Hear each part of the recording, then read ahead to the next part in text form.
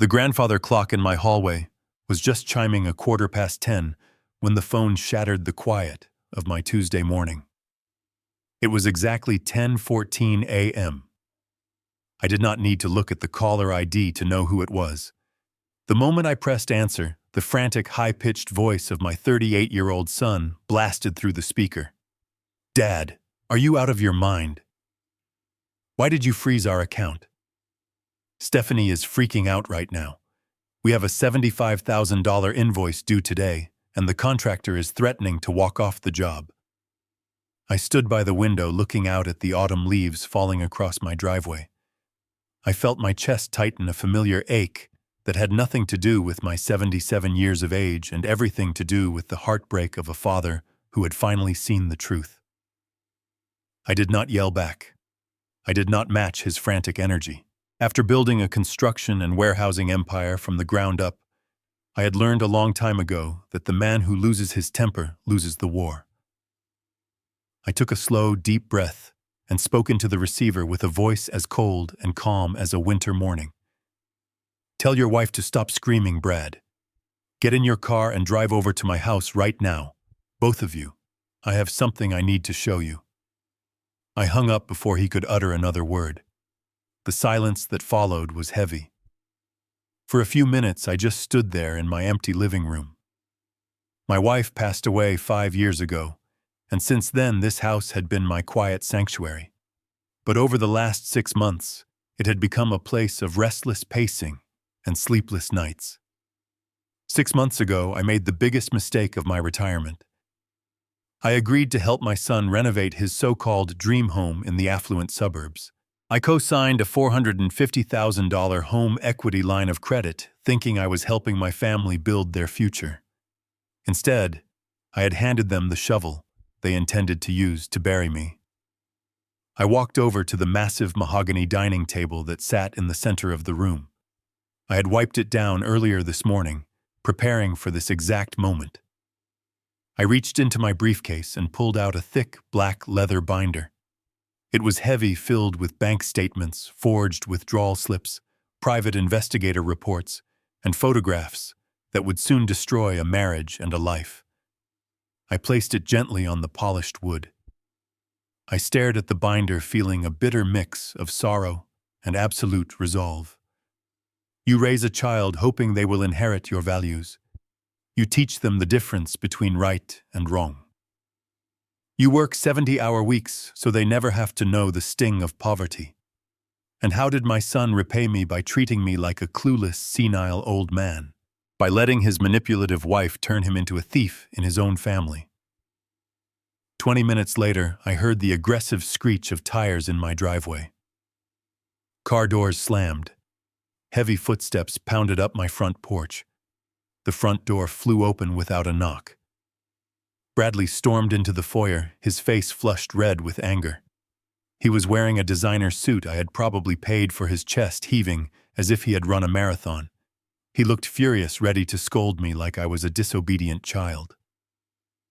Right behind him was Stephanie, my daughter-in-law. She was 35, dressed flawlessly as always, but today she was playing the role of the distressed, victimized wife. She had a tissue clutched in her hand, dabbing at eyes that held no real tears. "Dad." "What is going on with you?" Bradley yelled, not even bothering to say hello. "Do you have any idea how embarrassing this is? I was at the bank for 45 minutes arguing with the teller. They told me the trust account was completely locked down for a fraud investigation. You need to call them right now and clear this up. Vince is going to sue us if we do not wire that money by noon." Stephanie stepped forward, placing a gentle, trembling hand on my son's arm. She looked at me with those wide, innocent eyes that used to fool me completely. "Richard. Please," she said, her voice dripping with fake sympathy. "We know you have been a little confused lately. We know your memory has not been the best. But you cannot just play with our lives like this. We are trying to build a home for your future grandchildren. Why are you trying to ruin everything?" The sheer audacity of her words almost made me laugh. Confused. That was the narrative they had been pushing for months. gaslighting me, making me second-guess my own mind, using my late wife's battle with Alzheimer's as a weapon against me. They thought I was just an old fool ready to be put out to pasture, while they drained my life savings to fund their delusions of grandeur. I did not defend myself. I did not argue. I just looked at Bradley, really looked at him, and saw nothing of the boy I had raised. Then I looked at Stephanie, the architect of this entire nightmare. I turned my back to them and walked slowly into the dining room.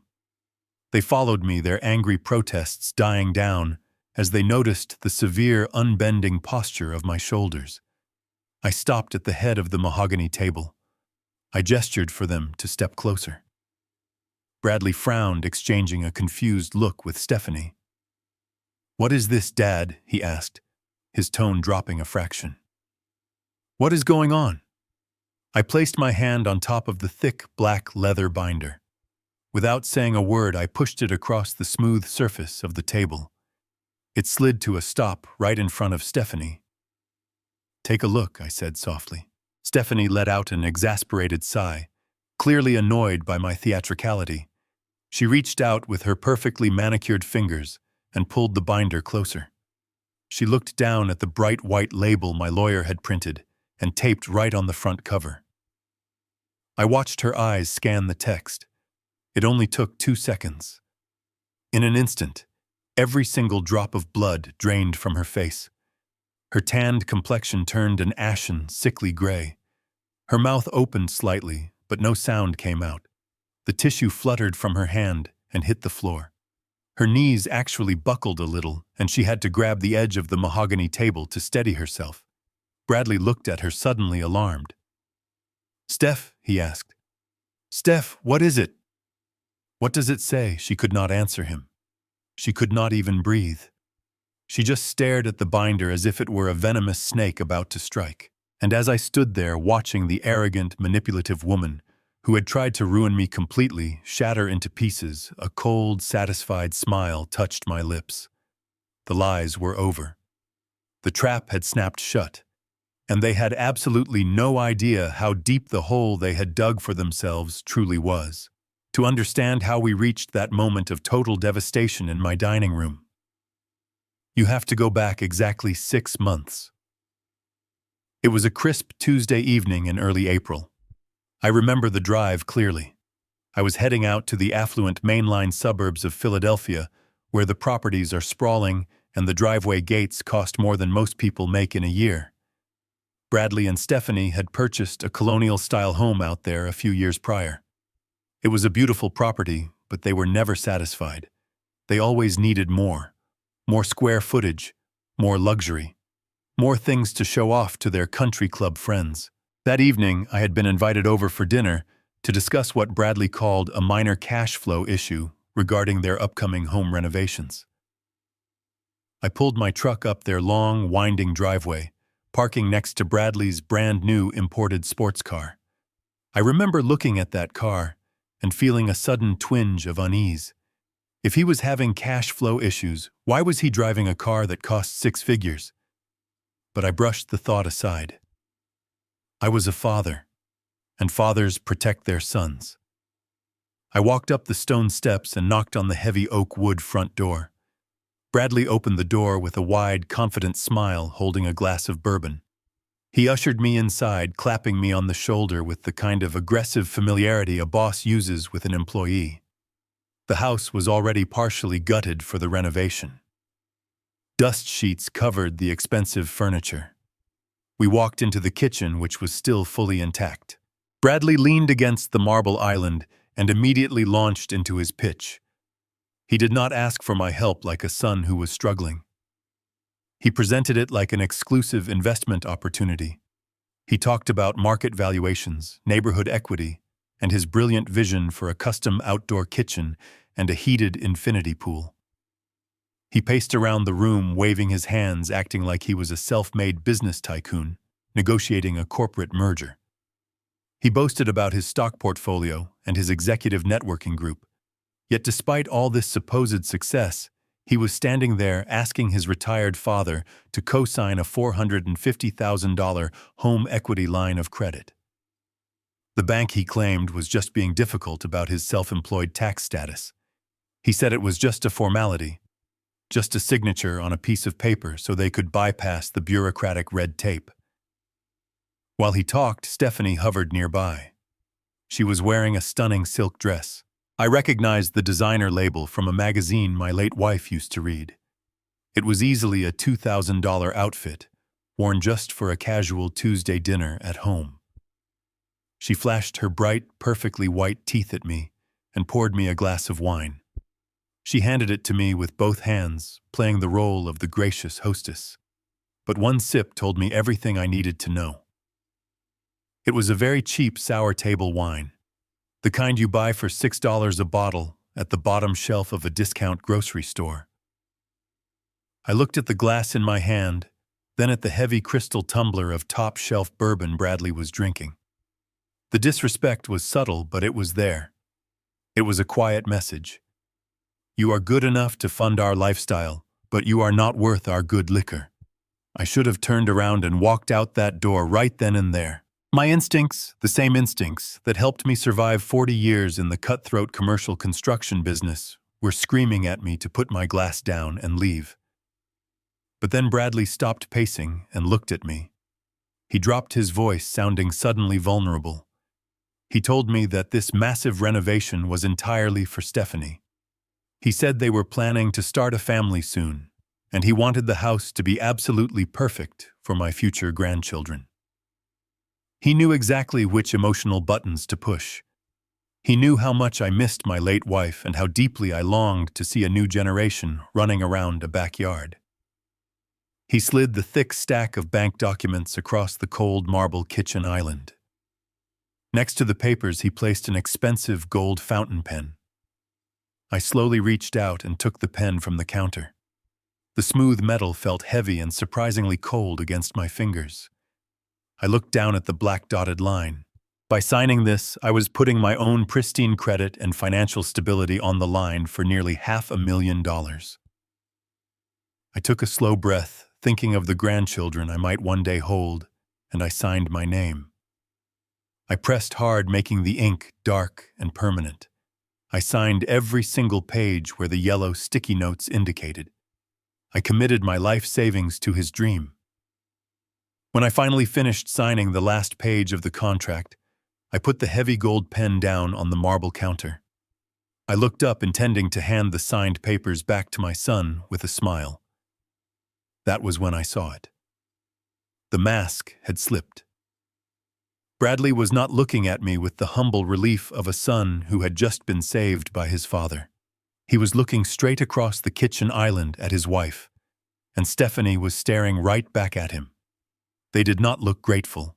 They did not look relieved. They shared a very specific, silent look. It was a sharp, wicked gleam in their eyes, a look of pure, unadulterated triumph. It was the look of a hunter watching a blind animal walk straight into a carefully laid trap. A sudden cold shiver ran down my spine. The dark ink was already drying on the white pages, but in that fleeting second, I instantly knew I had made a terrible mistake. For an entire month after that dinner, I tried to convince myself that I was just being a paranoid old man. I told myself that the look I saw pass between my son and his wife was just a trick of the light, or perhaps just the shared relief of a young couple who finally had the funding to build their future. But my gut refused to let it go. When you spend 40 years in the construction business, you develop a sixth sense for when something is structurally unsound. You learn to spot a bad foundation before the walls even go up. And the foundation of the renovation project my son was running felt rotten to the core. Every time Bradley called me, his voice was just a little too smooth, his updates a little too vague. He talked about delays and supply chain issues using buzzwords that sounded like they were pulled straight from a corporate training manual rather than a construction site. Finally, on a damp Tuesday morning in early May, I decided I had heard enough excuses. I did not call to tell them I was coming. I just got into my truck and drove out to the suburbs. Fathers do not need appointments to check on their children. When I finally pulled my truck into their long and winding driveway, the very first thing I noticed was the absolute silence. For a project that was supposedly burning through a $450,000 line of credit, the site was practically a ghost town.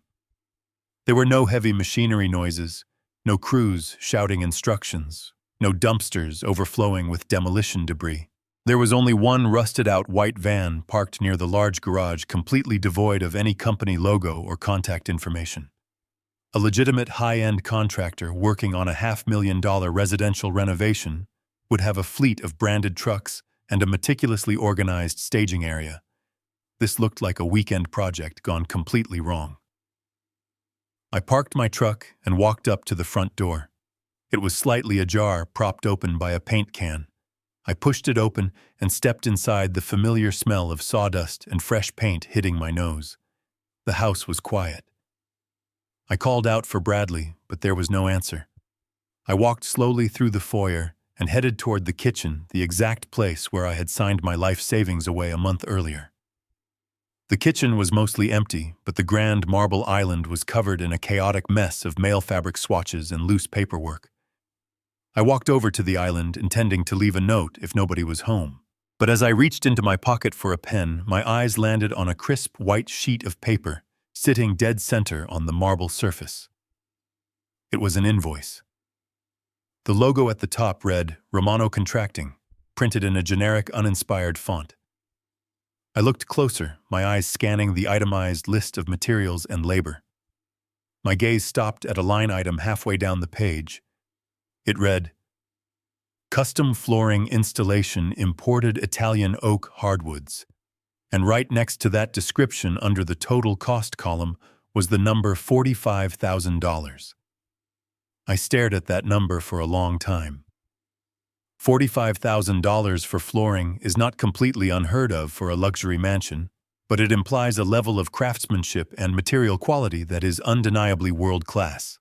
It means thick, solid planks of European oak, hand-scraped and perfectly treated. I looked down at my feet. The foyer and the main hallway had already been covered in the new flooring. I walked out of the kitchen and stepped onto the freshly laid surface. I did not just look at it. I knelt down. I pressed my hand against the wood. It felt unnaturally smooth, entirely devoid of the rich, organic texture that true imported oak possesses. I ran my fingernail along one of the seams. It was too perfect, too uniform. I stood up and walked over to the corner of the room near the baseboards, where the installation was still visibly incomplete. One of the planks was sticking out, not yet secured to the subfloor. I raised my heavy leather work boot and gave the loose plank a solid, calculated kick. It popped right out of place and flipped over on the floor. I bent down and picked it up. I examined the raw edge and the backing material. It was not solid oak. It was not even high-quality engineered wood. It was cheap, generic laminate. The kind of mass-produced snap-together flooring you can buy in bulk at any hardware store for maybe $2 a square foot. I knew the market prices by heart. The total value of the flooring they had laid down in this house was maybe $4,000, and that was a generous estimate. Someone was charging my son $45,000 for $4,000 worth of cheap plastic laminate. My first thought was that my son was being blatantly scammed by a fraudulent contractor. I felt a sudden surge of protective anger. I was ready to pick up my phone, call this Romano character, and threaten him with a massive lawsuit. I wanted to protect Bradley from being taken advantage of. But before I could even reach into my pocket, I heard a sound coming from the adjacent sunroom. It was a voice, a hushed, urgent whisper. I quietly placed the cheap laminate plank back onto the floor and stepped silently toward the archway. The sunroom doors were partially closed, but I could hear Stephanie perfectly clear. She was pacing back and forth, her phone pressed tightly against her ear. She did not sound like a victim of a scam. She sounded like the person running it. She let out a sharp, frustrated sigh and spoke into the receiver. "Look, I do not care how you format the receipt," she whispered aggressively. "Just bill him for the premium stuff." "I will handle the old man." I stood frozen outside the sunroom, the words echoing in my mind. "Just bill him for the premium stuff." I will handle the old man. My heart pounded heavily against my ribs, a dull, rhythmic thud of pure betrayal. I did not storm in yelling. I took a slow, deep breath, carefully placed the $45,000 invoice back on the marble island, and deliberately knocked my heavy work boot against the doorframe to announce my presence. The hushed whispering immediately stopped. I walked through the archway holding the cheap laminate plank firmly in my right hand. Stephanie jumped.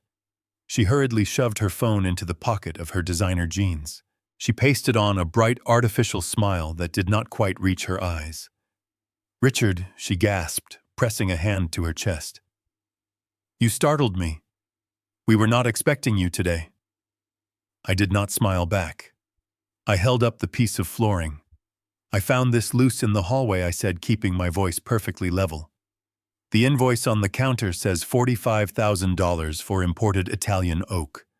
But this is mass-produced laminate. You can buy a pallet of this for $100. "Who are you talking to on the phone, Stephanie? And why are they billing my line of credit for premium materials when they are laying down cheap plastic?" For a fraction of a second, I saw raw panic flash across her face. But Stephanie was a master manipulator. The panic instantly dissolved into a look of absolute devastation. Her lower lip began to tremble.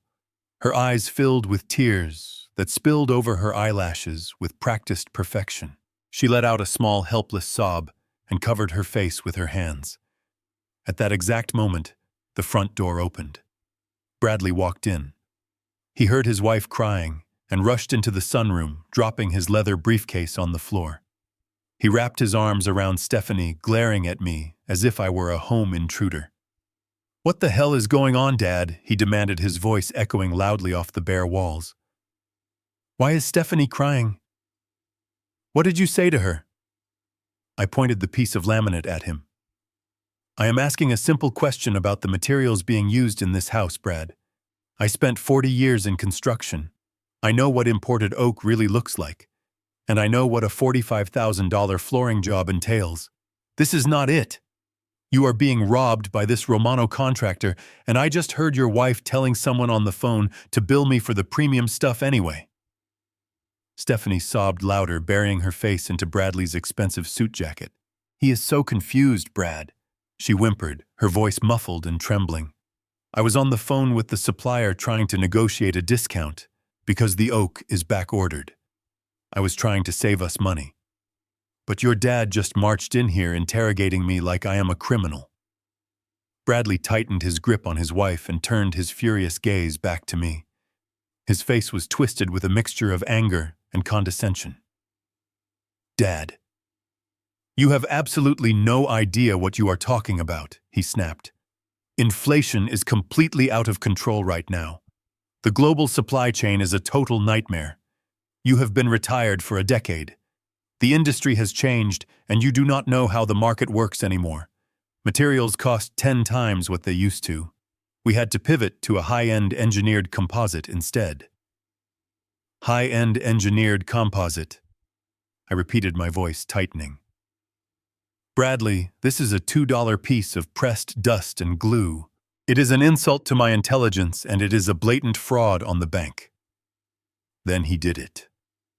My own son, the boy I had raised and protected with my life, crossed a line I never thought he would cross. He let go of Stephanie, took a step toward me, and looked down at me with an expression of profound pity and disgust. "Stop being so paranoid, Dad," he said, his voice dropping into a soft tone. "You are making up conspiracies because you do not understand modern contracts. And honestly, it is getting hard to watch. Mom's mind started slipping just like this before she died. She got suspicious of everyone. She started seeing things that were not there. I really hoped it would not happen to you this fast." The room went completely silent. The mention of my late wife Lillian hung in the air like a toxic cloud. Lillian had spent the last 3 years of her life battling Alzheimer's. It was a brutal, agonizing decline that broke my heart every single day. Now my own son was weaponizing her tragic illness against me. He was using his mother's death to cover up a financial scam. I felt a fiery rage ignite deep in my chest. I wanted to grab him by his silk tie. I wanted to expose the lies right then and there. But I looked at Stephanie. She was peering at me from over Bradley's shoulder, and underneath those fake tears, her eyes were cold, calculating and victorious. She thought she had won. She thought the old man was thoroughly defeated. If I exploded now, they would just win the game. They would rush to the lawyer's claim I was mentally unfit and try to take control of my entire estate. I had to fight them with strategy. So I swallowed the bitter insult. I let my shoulders slump forward, mimicking the posture of a tired, defeated old man. I lowered the piece of laminate and let it drop softly to the floor. "Maybe you are right," I whispered, my voice fragile. "I am sorry." I turned around and walked out of the sunroom. As I drove away, the sadness evaporated, replaced by cold clarity. The war had truly just begun. For exactly 2 weeks after that confrontation in the sunroom, my phone did not ring. Bradley did not call to check on me, and Stephanie certainly did not reach out to apologize. I spent those 14 days sitting in my quiet house, drinking black coffee and watching the driveway. I knew they were plotting their next move. When you corner a rat, it does not just surrender, it bites back. And I knew my son well enough to know he was not going to let $450,000 slip through his fingers without a fight. But even with all my years of experience negotiating with cutthroat contractors and ruthless union bosses, I vastly underestimated the sheer scale of their greed. It happened on a rainy Sunday afternoon. I was sitting in my leather armchair reading the newspaper when I heard the familiar crunch of gravel in the driveway. I walked over to the window and peered through the blinds. Bradley's expensive sports car was parked out front. They got out of the car holding a large umbrella and a covered dish. Stephanie was wearing a modest floral dress, looking like a picture-perfect housewife from a 1950s television show. Bradley had on a casual sweater, trying to project a relaxed, friendly demeanor. They walked up the porch steps, and I opened the door before they even had a chance to ring the bell. "Dad," Bradley said, his voice dripping with forced warmth. "We missed you. We thought we would bring over some dessert and spend a little time with you." Stephanie stepped forward, holding out a glass pie dish. "I baked your favorite Richard," she said, her voice sugary sweet. "Homemade cherry pie. We just felt terrible about how things escalated a couple of weeks ago. We want to put all that behind us. We are family after all." I looked at the pie, then at their smiling faces. I stepped aside and let them in. I led them into the dining room, the very same room where I would eventually destroy their lives. Stephanie bustled around the kitchen, cutting slices of pie and pouring coffee, acting as if she owned the place. Bradley sat across from me at the mahogany table, making small talk about the weather and the upcoming baseball season. I played along. I ate the pie. I drank the coffee. I nodded and smiled, playing the role of the lonely old father who was just grateful for the company. But I could feel the tension radiating off of them. They were leading up to something. After about 20 minutes of agonizingly fake pleasantries, Bradley cleared his throat. He set his coffee mug down and wiped his mouth with a napkin. He reached into the inside pocket of his sweater and pulled out a neatly folded legal document. He smoothed it out and pushed it gently across the table toward me. "Dad." He started, his tone shifting into something serious and deeply patronizing. "Stephanie and I have been talking a lot lately. We have been really worried about you. You have been living out here all by yourself since Mom passed away. And after that little misunderstanding at our house last month, well, we just want to make sure you are protected." I looked down at the paper. Across the top in bold black letters it read, "General Durable Power of Attorney." I felt my blood turn to ice. I kept my face entirely blank, but inside a massive alarm bell was ringing. This was not about the floors anymore. This was not about skimming a little extra cash off a home equity line of credit to pay for designer jeans or fancy dinners. Stephanie reached out and rested her hand gently on top of mine. "Richard," she murmured softly, her eyes wide and full of manufactured concern. "We know your memory is getting a little worse. We just want to be prepared. If something happens, if you get confused again, we need to be able to step in and manage your finances so you do not lose everything. We want to protect your assets from strangers who might try to take advantage of you." The sheer, breathtaking hypocrisy of her words almost knocked the wind out of me. She was sitting at my table, eating off my plates, plotting to steal everything I had built, and warning me about strangers taking advantage of me. A durable power of attorney would give Bradley complete unchecked access to my bank accounts, my investment portfolios, the deed to my house, and the entire $6 million estate I had spent my life building. They wanted the keys to the kingdom. They wanted to declare me mentally incompetent so they could drain my accounts dry and stick me in a cheap nursing home before I even had a chance to realize what was happening. My first instinct was to tear the document in half and throw them out of my house, but I remembered the cold, calculating look in Stephanie's eyes. If I refused outright, they would escalate. They might even try to go to a judge and claim I was a danger to myself. I needed time. I needed to build an ironclad defense before I went on the offensive.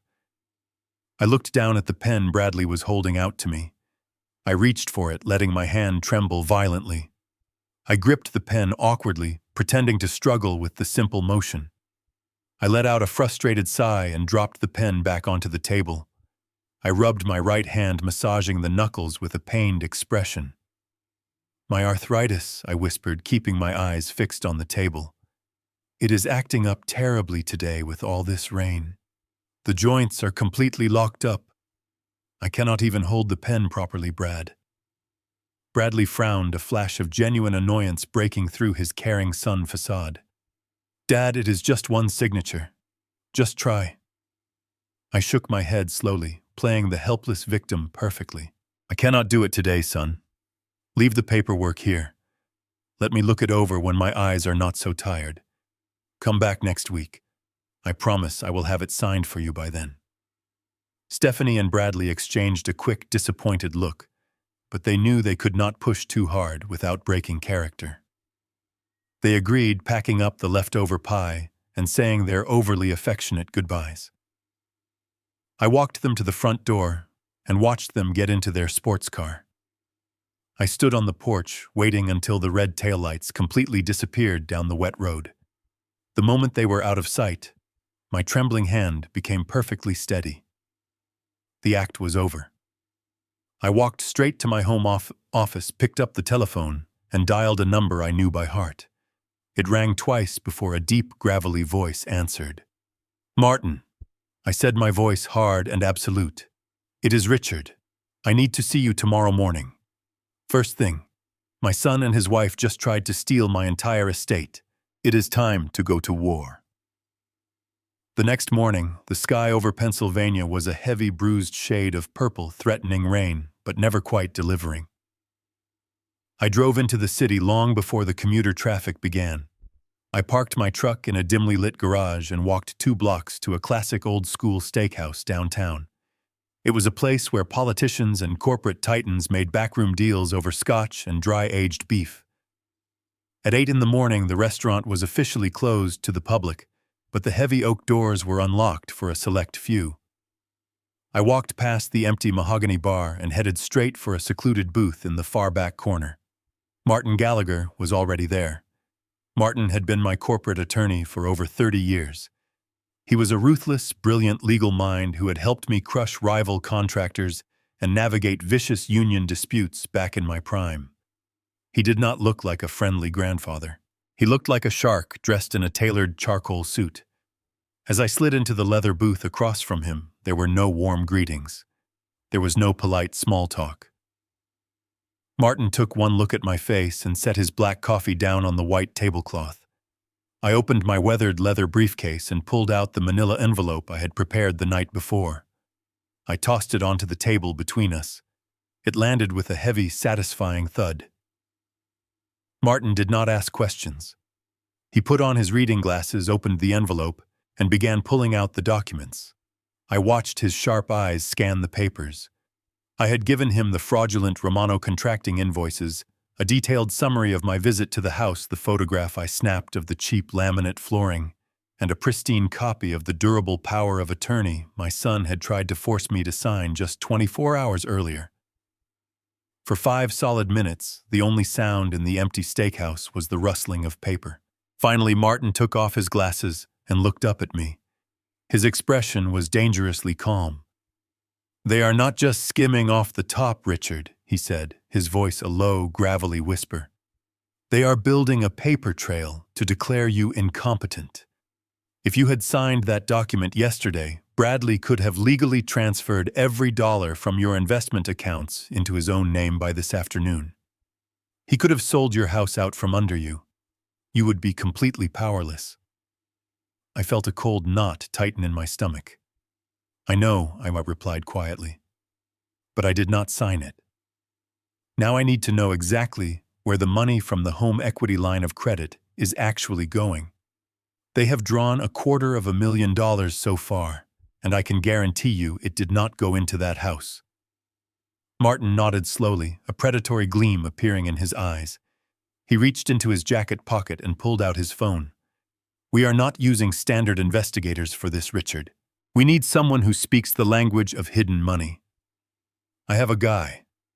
His name is Victor, and he is a former forensic accountant for the federal government. He specializes in tracking offshore accounts, shell companies, and corporate fraud. I am bringing him in today.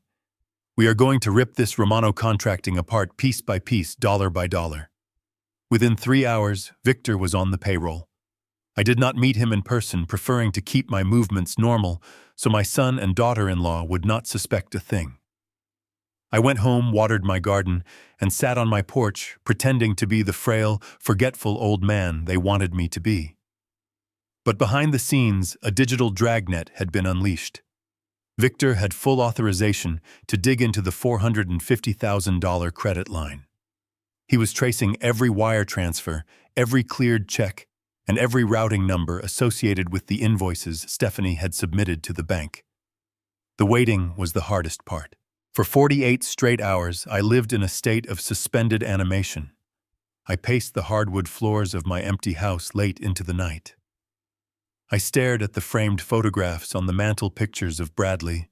As a little boy, pictures of our family vacations, wondering where it all went so terribly wrong. How does a child you raised with love turn into a vicious predator? It was a question that kept me awake until the sun came up. I wanted to storm over to their house and demand the truth, but I knew I had to let the professionals do their job. If I showed my hand prematurely, they could destroy the evidence. On the second evening, right as the grandfather clock in the hallway struck 7, my cell phone vibrated on the kitchen counter. I stared at the screen. It was an encrypted number. I picked it up and pressed the device to my ear. "Richard," a voice said. It was Martin, his tone laced with a tension I had not heard in 30 years. "I have Victor on the other line. Put this on speakerphone." I pressed the button, setting the phone down on the smooth granite counter. "Go ahead," I said, my heart beginning to hammer violently against my ribs. The line crackled for a brief second before a new, incredibly dry voice spoke. "Mr. Caldwell, my name is Victor. I have spent the last 2 days pulling apart the financial architecture of this renovation project. I traced the routing numbers from the fake invoices you provided." I leaned heavily over the cold edge of the granite counter, gripping the stone tightly as I braced myself for the absolute impact of his words. "What did you find?" I asked him very quietly, waiting. Richard, Victor said, pausing for a single heavy second. "Romano Contracting isn't a construction company. It's a ghost." I stood perfectly still in my kitchen, the phone pressed hard against my ear. The silence in my empty house felt heavier now, completely suffocating. A ghost company. The chilling words echoed in my mind, confirming the dark suspicions that had been gnawing relentlessly at my gut for weeks. I took a deep breath and asked Victor what he meant. He explained that Romano Contracting had no physical warehouse, no payroll records, and no commercial licensing history in the state of Pennsylvania. The address listed on their official invoices, the exact same invoices my daughter-in-law had submitted to the bank to draw funds from my credit line, was located in an industrial sector on the far east side of the city. I did not wait for the morning sun to rise. I hung up the phone, grabbed my heavy coat and my truck keys, and walked out into the cool night air. The drive took me 45 minutes, taking me far away from the manicured lawns and gated driveways of my son's affluent suburban neighborhood. The glowing streetlights grew sparse as I crossed the city limits, quickly replaced by broken, flickering neon signs and abandoned storefronts. I navigated through a decaying industrial park, finally turning onto a narrow, pothole-ridden street. My headlights swept across the cracked pavement and illuminated the address Victor had given me. I put the truck in park and left the engine running. I stared through the windshield. My hands were gripping the steering wheel so tightly, my knuckles turned white. I was fully expecting to find a dilapidated lumberyard, perhaps a disorganized warehouse run by a sloppy contractor who was brazenly overcharging my son. Instead, I was looking at a crumbling strip mall. Most of the windows were boarded up with rotting plywood. There was a discount liquor store with heavy iron bars over the glass, a vacant laundromat, and a small, dingy storefront with a faded plastic sign that read, Mailbox Express. There was no fleet of commercial heavy trucks. There was no staging area for the imported Italian oak. The grand headquarters of the company, billing me nearly $500,000 for luxury home renovations, was nothing more than a rusted metal post office box inside a rundown mail drop. I sat in the cab of my truck, the engine humming softly, feeling a wave of nausea wash over me. A regular contractor overcharging for materials is a common hazard in the construction business. You argue, you negotiate, and you threaten legal action. But a fake company with a rented mailbox is something entirely different. It is a calculated, deliberate fraud. I pulled my phone from my pocket and dialed Martin. He answered on the first ring. I am sitting outside the address right now, I told him, my voice barely more than a whisper. It is a mail drop. There is absolutely no construction company here. I think Bradley is being scammed by a professional con artist. Martin sighed, the sound heavy and dry through the receiver. Richard, listen to me, he said carefully. Victor just pulled the incorporation documents from the state registry. We thought this was just a shady contractor bleeding a wealthy client. But it is much worse than that. I asked him to explain. My tired mind was racing rapidly, desperately trying to find a logical explanation that did not end with my family being completely destroyed. Victor found the exact date the limited liability company was formed, Martin continued. Romano Contracting was officially registered exactly 3 days before you sat in your son's kitchen and signed that home equity line of credit. 3 days, Richard. This was not a contractor who saw an opportunity to overcharge an eager young couple. This entire company was created specifically to drain the money you agreed to borrow. It is entirely premeditated. The breath left my lungs. The horrible timing was too perfect. 3 days before the dinner. 3 days before Stephanie poured me cheap wine and Bradley gave me that aggressive sales pitch about building a perfect home for my future grandchildren. They had lined up the fraudulent shell company before I even picked up the heavy gold pen to sign the paperwork. But who was running it? Who was Vince Romano? And how did he convince my son to hand over hundreds of thousands of dollars to a mailbox in a bad part of town? I asked Martin if Victor had found a face to match the name. A moment later, my phone vibrated against my palm. A text message had just come through from Victor. It contained a single digital photograph. I took the phone away from my ear, opened the message, and clicked the image. The glow of the screen lit up the dark cab of my truck. It was a surveillance still from the lobby of the mail drop facility. The image was grainy but clear enough. The man in the photo was leaning against the counter, signing a paper. He looked to be in his late 30s with slicked-back dark hair and a smug, relaxed posture. He was wearing a tailored leather jacket and dark sunglasses indoors. He did not look like a seasoned construction foreman. He looked like a professional grifter. But it was not his face that made my heart stop beating. It was his left hand. Resting on the counter gripping a pen was his wrist. Wrapped around it was a distinct heavy gold watch. I recognized the unique blue dial. I recognized the custom platinum bezel. I recognized it because I was the one who bought it. 5 years ago, I spent $15,000 on that exact Rolex. I bought it to celebrate Bradley's promotion to vice president. It was supposed to be a family heirloom, a symbol of pride from a father to a son. And now that same watch was strapped to the wrist of a ghost contractor, draining my life savings. I stared at the glowing screen of my phone, the image of that gold Rolex burning itself into my memory. It was undeniable proof of a conspiracy that ran far deeper than I had ever imagined. The man who was supposedly overcharging my son for luxury building materials was wearing a $15,000 watch I had personally purchased for Bradley. There were only two possible explanations. Either my son had been robbed by this man, or my son had given it to him. And considering the sheer volume of lies I had already uncovered, I knew exactly which answer was the truth. The cold night air seeped into the cab of my truck, but the chill I felt was coming entirely from within. I put the truck in gear and drove away from the decaying strip mall, leaving the rusted mailbox and the ghost company behind.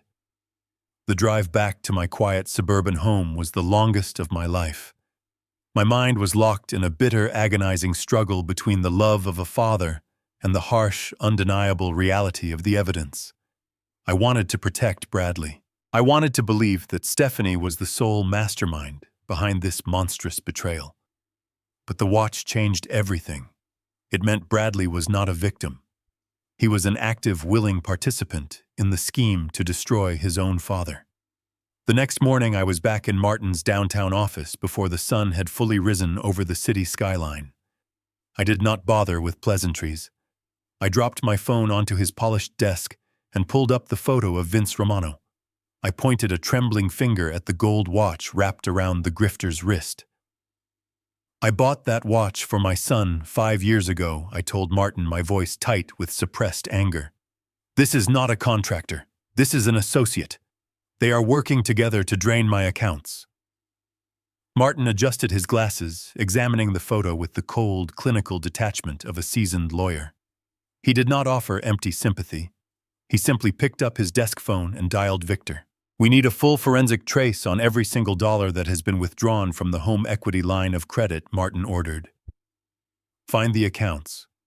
Follow the wire transfers. I want to know exactly where Richard's money is sitting right now. And run a deep background check on Bradley Caldwell. Pull his credit reports, his tax returns, his personal bank statements. Everything." The audit took another 3 agonizing days. 3 days of me sitting in my empty house answering fake, cheerful phone calls from Stephanie, pretending my arthritis was still bothering me, pretending I was the confused, helpless old man they needed me to be.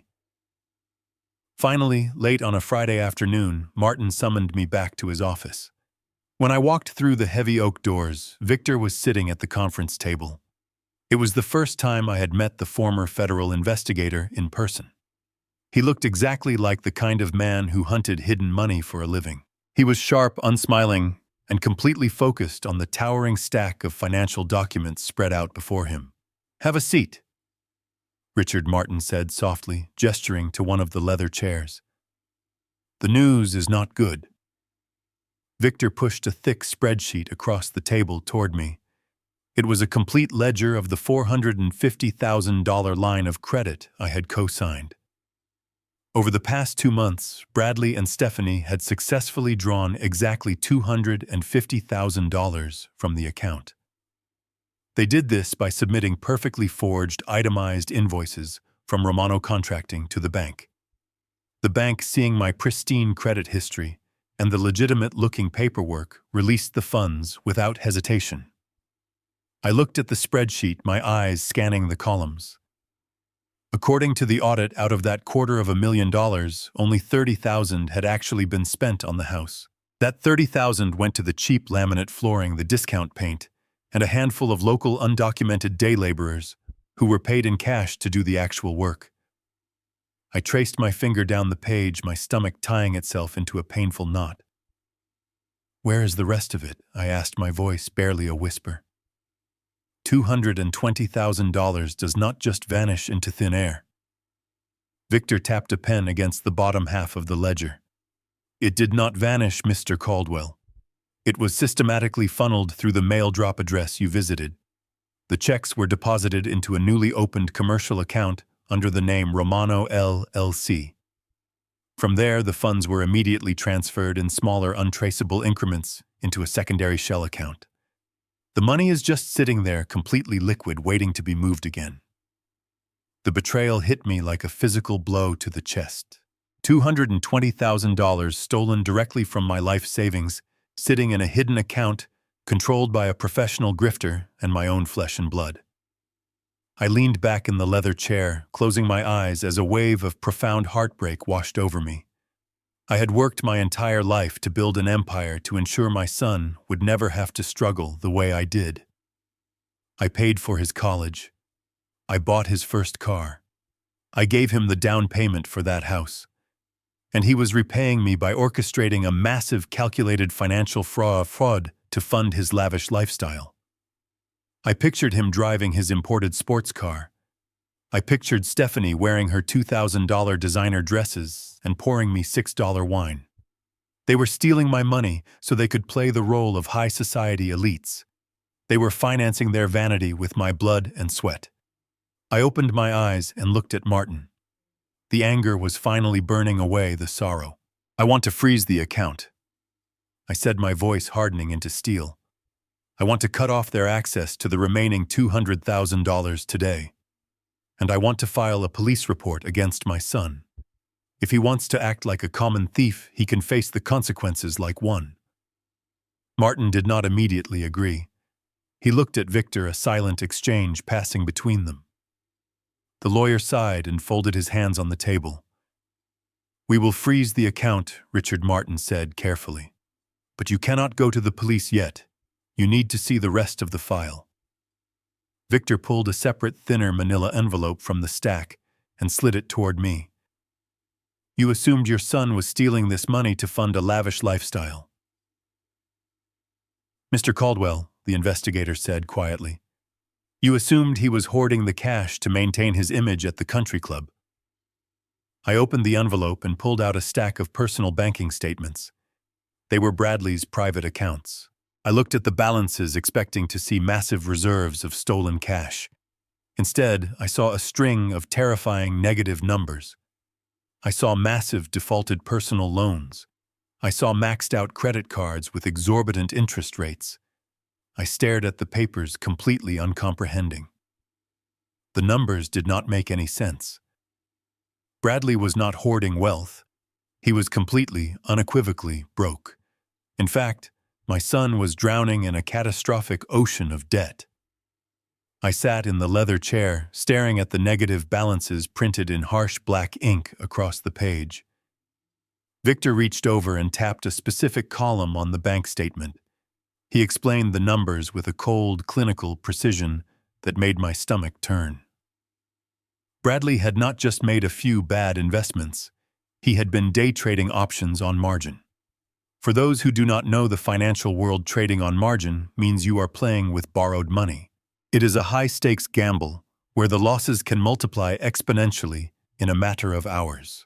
Over the past year, while my son was standing in his expensive kitchen, bragging about his brilliant business acumen and his exclusive networking groups, he was secretly hemorrhaging cash.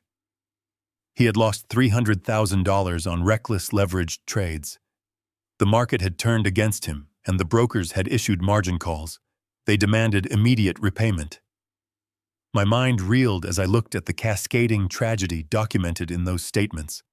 Bradley had drained his own savings, liquidated his retirement accounts, and maxed out multiple high-yield credit cards just to keep the brokers from seizing his remaining assets. The designer suits, the imported sports car, the country club memberships, they were all nothing but a desperate, hollow facade. He was a man standing on a trapdoor, with a rope around his neck, smiling and pretending he owned the stage. I felt a sudden profound wave of pity mix with my boiling anger. My son was a fool. He was arrogant, reckless, and deeply flawed. But he was also terrified. I could suddenly see the exact psychological trap he had fallen into. Bradley was paralyzed by his own pride. He had spent his entire adult life trying to step out of my shadow, trying to prove he was a self-made titan just like his father. If he had come to me a year ago and admitted he was in trouble, I would have been furious. I would have yelled and I would have been deeply disappointed. But I also would have written a check to save him from bankruptcy. We would have sat down at my dining room table, structured a repayment plan, and fixed the problem together. But his pride would not allow him to face that humiliation. He could not bear the thought of looking me in the eye and admitting he was a complete failure. So he chose a darker path. He chose to listen to his wife. I closed my eyes, picturing Stephanie pouring me that cheap glass of wine, smiling her perfectly manufactured smile. I could easily imagine the venomous whispers she had poured into his ear late at night. She must have convinced him that borrowing from my home equity line of credit was not actually stealing. She probably called it an early inheritance. She likely painted it as a temporary victimless solution. In Bradley's delusional mind, the fake contractor scheme was just a clever corporate maneuver to save his family from public ruin. He agreed to forge the invoices and manipulate his aging father because he genuinely believed they were going to use the skimmed money to pay off the aggressive margin debts. Once the brokers were satisfied, he probably told himself he would slowly pay me back and no one would ever be the wiser. It was a pathetic, desperate rationalization, but it explained the look of triumph I had seen them exchange in the kitchen.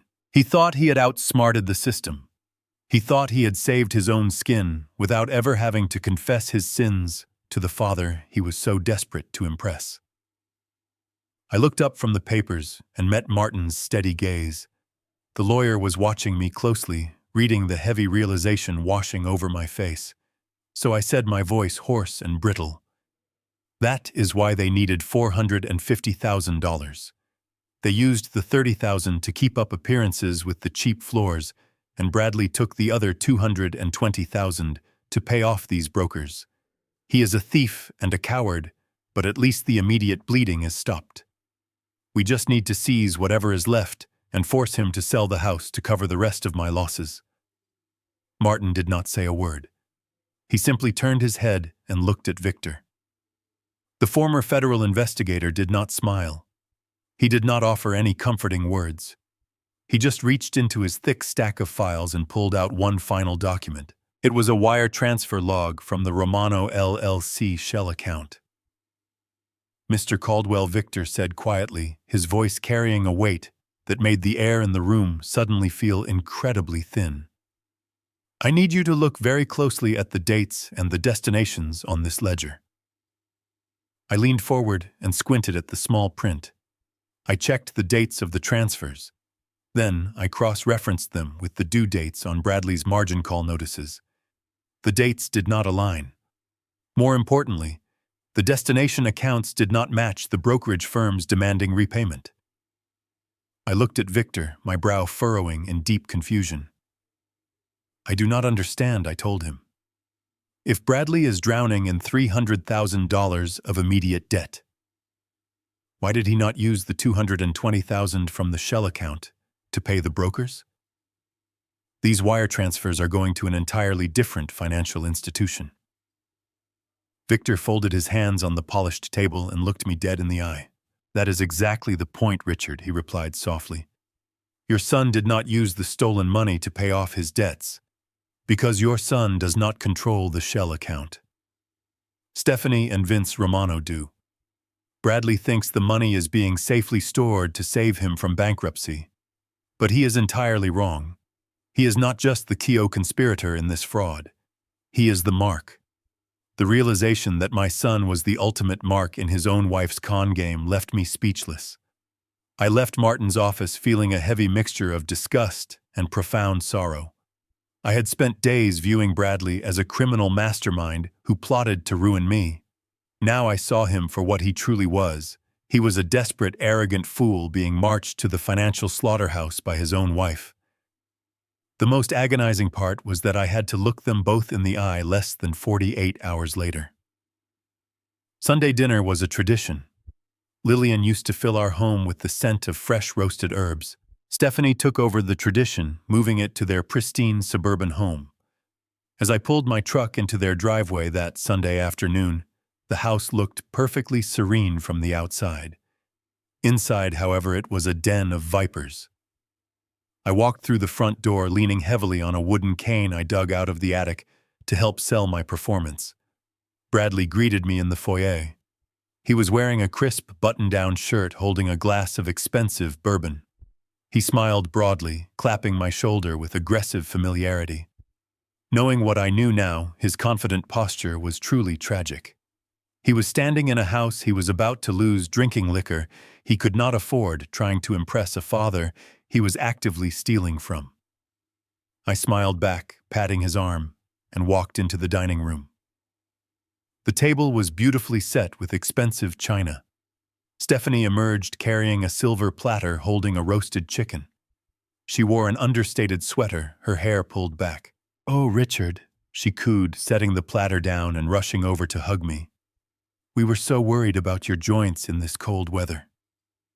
She smelled of expensive perfume and roasted garlic. It took every ounce of my willpower not to push her away. Instead, I gave her a weak smile and allowed her to guide me to my chair.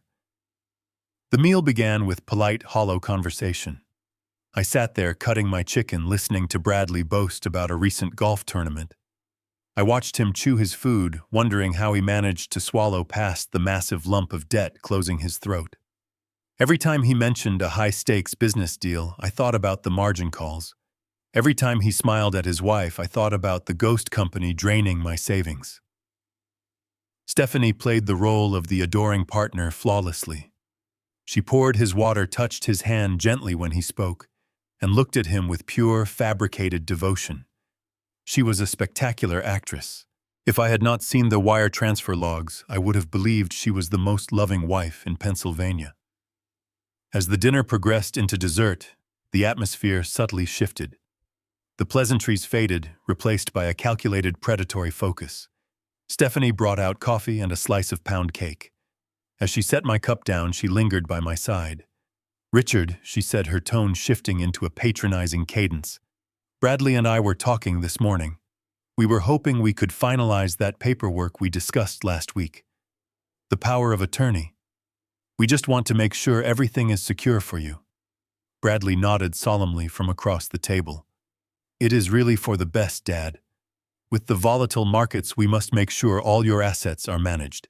We do not want you getting stressed out and making a mistake." I looked down at my coffee cup. The audacity of the request was staggering. They had already stolen $250,000, and now they were eagerly reaching for the rest of my $6 million estate. I slowly lifted my right hand, making sure my fingers trembled visibly. I flexed my joints, wincing in exaggerated pain. I let out a long, heavy sigh. "I know, Brad," I whispered, keeping my voice frail and uncertain. "I know you both just want what is best for me. I really did intend to sign them today. But this damp weather has my arthritis flaring up terribly. The knuckles are completely swollen. I cannot even hold a fork properly, let alone sign my name to a legal document." I saw a flash of genuine irritation cross Bradley's face. He opened his mouth to argue, perhaps to demand I try anyway. But Stephanie shot him a sharp warning look. She immediately softened her expression and placed her hand over mine. "Oh, Richard, do not push yourself," she murmured sweetly. "We completely understand. Health comes first. We can do it later in the week." "Yes," I agreed, nodding slowly. "Let us do it Friday. I have a doctor's appointment Thursday to get a cortisone shot. By Friday morning, my hand should be steady enough to sign everything over to you." The greedy relief in their eyes was unmistakable. "Friday it is," Bradley said, raising his coffee cup in a subtle toast to his wife. The tension in the room instantly evaporated. They thought they had won. They thought the finish line was just 5 days away. Stephanie stood up to clear the dessert plates. She gathered my dish and Bradley's, turning toward the kitchen. She left her cell phone resting face up on the polished mahogany table just inches from my right hand. I was looking at the wood grain when the screen suddenly illuminated. A soft vibration hummed against the table. I casually dropped my gaze to the phone. The notification banner glowed brightly against the dark glass. It was a text message from a contact saved simply as Home Depot rep.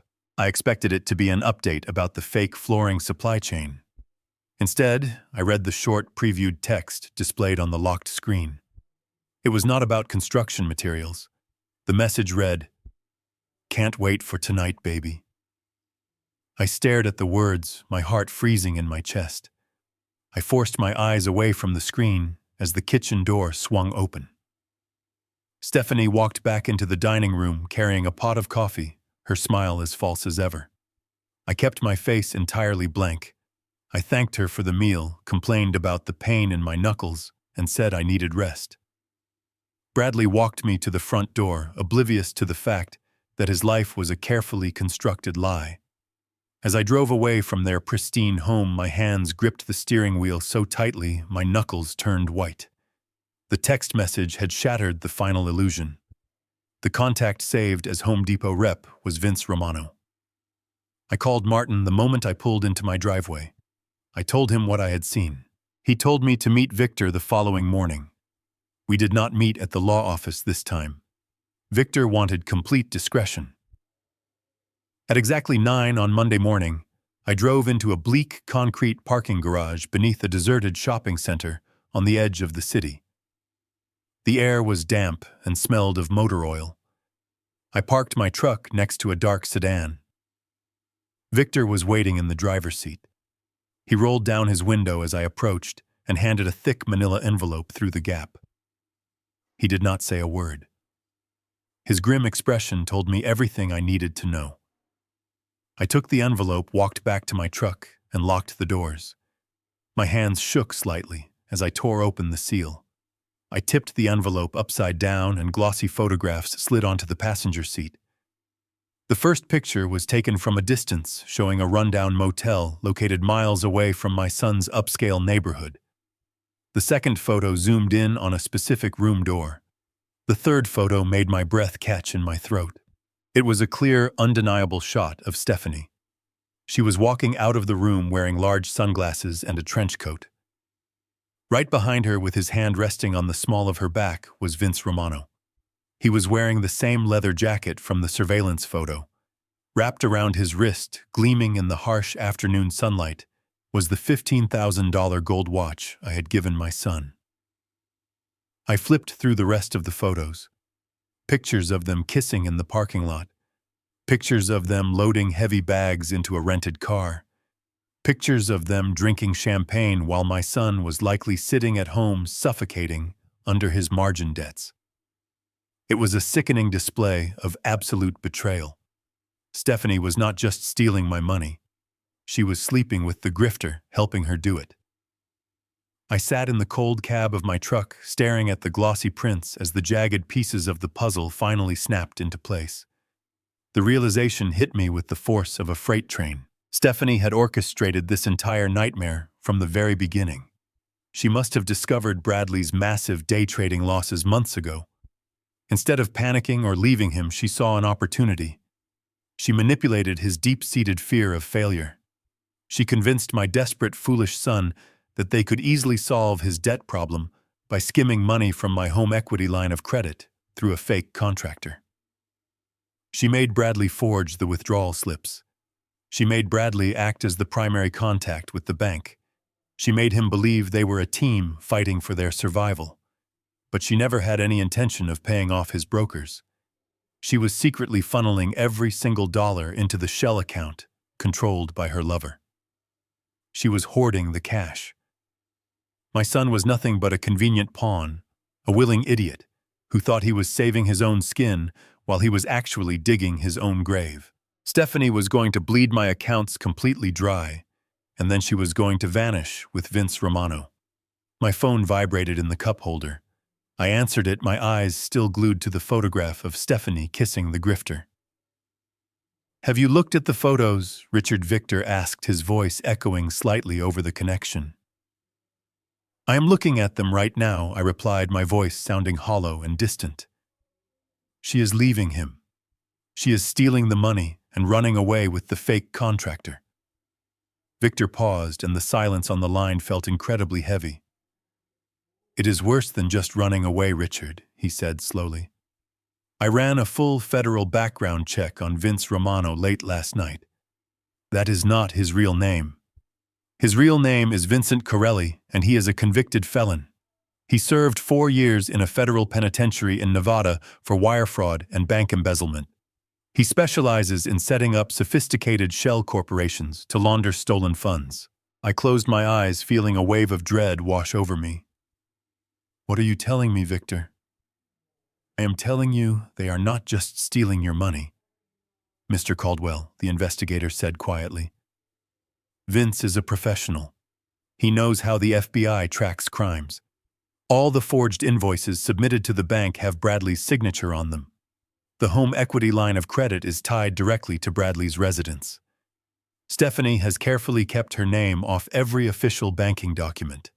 When the bank realizes the invoices are fraudulent, or when the IRS notices the missing $250,000, they are not going to come looking for Stephanie or a ghost contractor. I gripped the steering wheel, the horrifying truth finally becoming perfectly clear. They are going to come looking for my son. Exactly, Victor confirmed, delivering the final devastating blow. They are setting Bradley up to take the fall. When the federal authorities finally kick the front door down, Stephanie and Vince will be sitting on a beach with your life savings, and your son will go to federal prison for a very long time. I sat in the cold cab of my truck, staring at Victor through the open window, the chilling words ringing in my ears. Federal prison. The phrase hung in the damp air of the parking garage like an execution order. For a moment, I could not breathe. I had spent the last 2 weeks furious at my son, imagining all the ways I would punish his greed and arrogance. But I never wanted him in a concrete cell. I never wanted his life completely and irreparably destroyed. Victor reached into the manila envelope resting on his lap and pulled out a final stack of printed documents. He handed them through the window. I took the papers, my hands numb, and looked down at a series of complex routing schematics. This is the masterpiece of their betrayal, Richard Victor explained, his voice low and steady. Vincent Corelli is not just a con artist. He is a specialist in international asset concealment. Over the weekend, I tracked the secondary shell accounts where they have been hoarding your money. The funds are no longer sitting in local banks. They have been systematically converted and wired to a private offshore trust in the Cayman Islands. I looked at the highlighted numbers on the page. The Cayman Islands.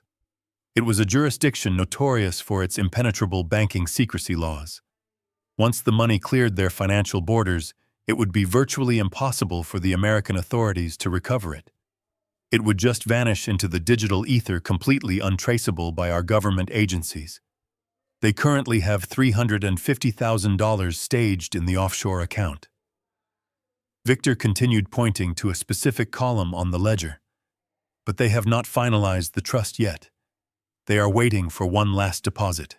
They need one final wire transfer to push the balance over the threshold required by the offshore institution for an elite anonymous private banking tier. I stared at the paperwork, my mind racing back to the Sunday dinner. The fake smiles. The poisoned pound cake. The power of attorney document they were so desperate for me to sign. And then I remembered the specific amount Stephanie had requested the bank to prepare for the next contractor draw. $75,000. I said, the realization hitting me like a physical blow. That is what she claimed Romano Contracting needed to finish the flooring and start the outdoor kitchen project in the backyard. Exactly, Victor confirmed. They are waiting for that last $75,000 wire transfer from your trust account. Once that money hits the domestic shell company, Vincent will immediately bounce it to the Cayman account. As soon as that deposit clears, the offshore trust will lock. They will have over $400,000 of your money in untraceable funds. And the moment that happens, Vincent and Stephanie will board a one-way flight out of the country. I felt a cold sweat break out on my forehead. And Bradley, I asked, though I already knew the horrifying answer deep down. Victor sighed, his expression grim and utterly unforgiving. Bradley is the sacrificial lamb, Richard. Think about the paper trail they created. Stephanie has brilliantly kept her fingerprints off everything. Your son is the one who officially requested the home equity line of credit. Your son's name is on the house securing the loan. Your son is the one whose signature is on every single forged withdrawal slip submitted to the bank. When the bank inevitably realizes the contractor is a ghost, or when you finally report the fraud, the investigators will follow the most obvious evidence. He paused, letting the severe reality of the situation sink into my mind. The Federal Bureau of Investigation will see a desperate, heavily indebted day trader who manipulated his elderly grieving father into signing away $500,000. They will see elder financial abuse, wire fraud, and bank fraud. Bradley is looking at a minimum of 10 years in a federal penitentiary. By the time he realizes his wife and his money are gone, he will already be wearing handcuffs. I looked back down at the glossy photograph of Stephanie kissing her criminal lover. The sheer terrifying scale of her malice was almost difficult to comprehend logically. She had married my son, lived in a beautiful house I helped pay for, ate dinner at my dining table, and looked me in the eyes, calling me Dad. And the whole time she was quietly building a guillotine for our family. She intended to take my life savings, destroy my son's freedom, and walk away into a tropical sunset without a single backward glance or a shred of genuine remorse. When is the final wire transfer scheduled to leave the domestic bank? I asked, my voice suddenly dropping into a dangerous, icy calm that surprised even me. Victor tapped his index finger against the leather steering wheel. According to the internal bank notifications we intercepted this morning, the wire is officially queued to process on Thursday morning. The offshore clearing process takes about 24 hours to complete. By Friday afternoon, the money will be entirely gone. And so will they. I checked the digital dashboard clock glowing on the center console of my truck. It was exactly 10 o'clock on Monday morning. The timeline was brutally narrow. I had exactly 72 hours left. 72 hours to dismantle a masterfully planned financial crime that had been months in the making. 72 hours to trap a seasoned federal felon and a sociopathic daughter-in-law before they could escape. 72 hours to save my arrogant, foolish son from spending the best years of his life trapped behind steel bars. And exactly 72 hours to ensure that not a single dime of the empire I spent 40 years building ever left the United States. I rolled up the window. The confused old man was officially dead. The hunt was finally on. I did not go home after leaving the parking garage. I drove my truck straight through the city traffic, heading directly for the towering glass building where Martin Gallagher had his law firm. When I walked through the heavy oak doors of his private suite, Martin was already waiting at the large conference table with Victor. The air in the room was tense, thick with the gravity of the ticking clock. We had less than 72 hours to stop a federal crime from erasing my life savings and sending my son to prison. I sat down heavily in the leather chair, looking at the two men who were about to help me dismantle my own family. My first instinct, the instinct of any honest man, was to pick up the telephone and dial the authorities. I wanted to call the Federal Bureau of Investigation, hand them the photographs of Stephanie and Vincent, and let them kick down the doors.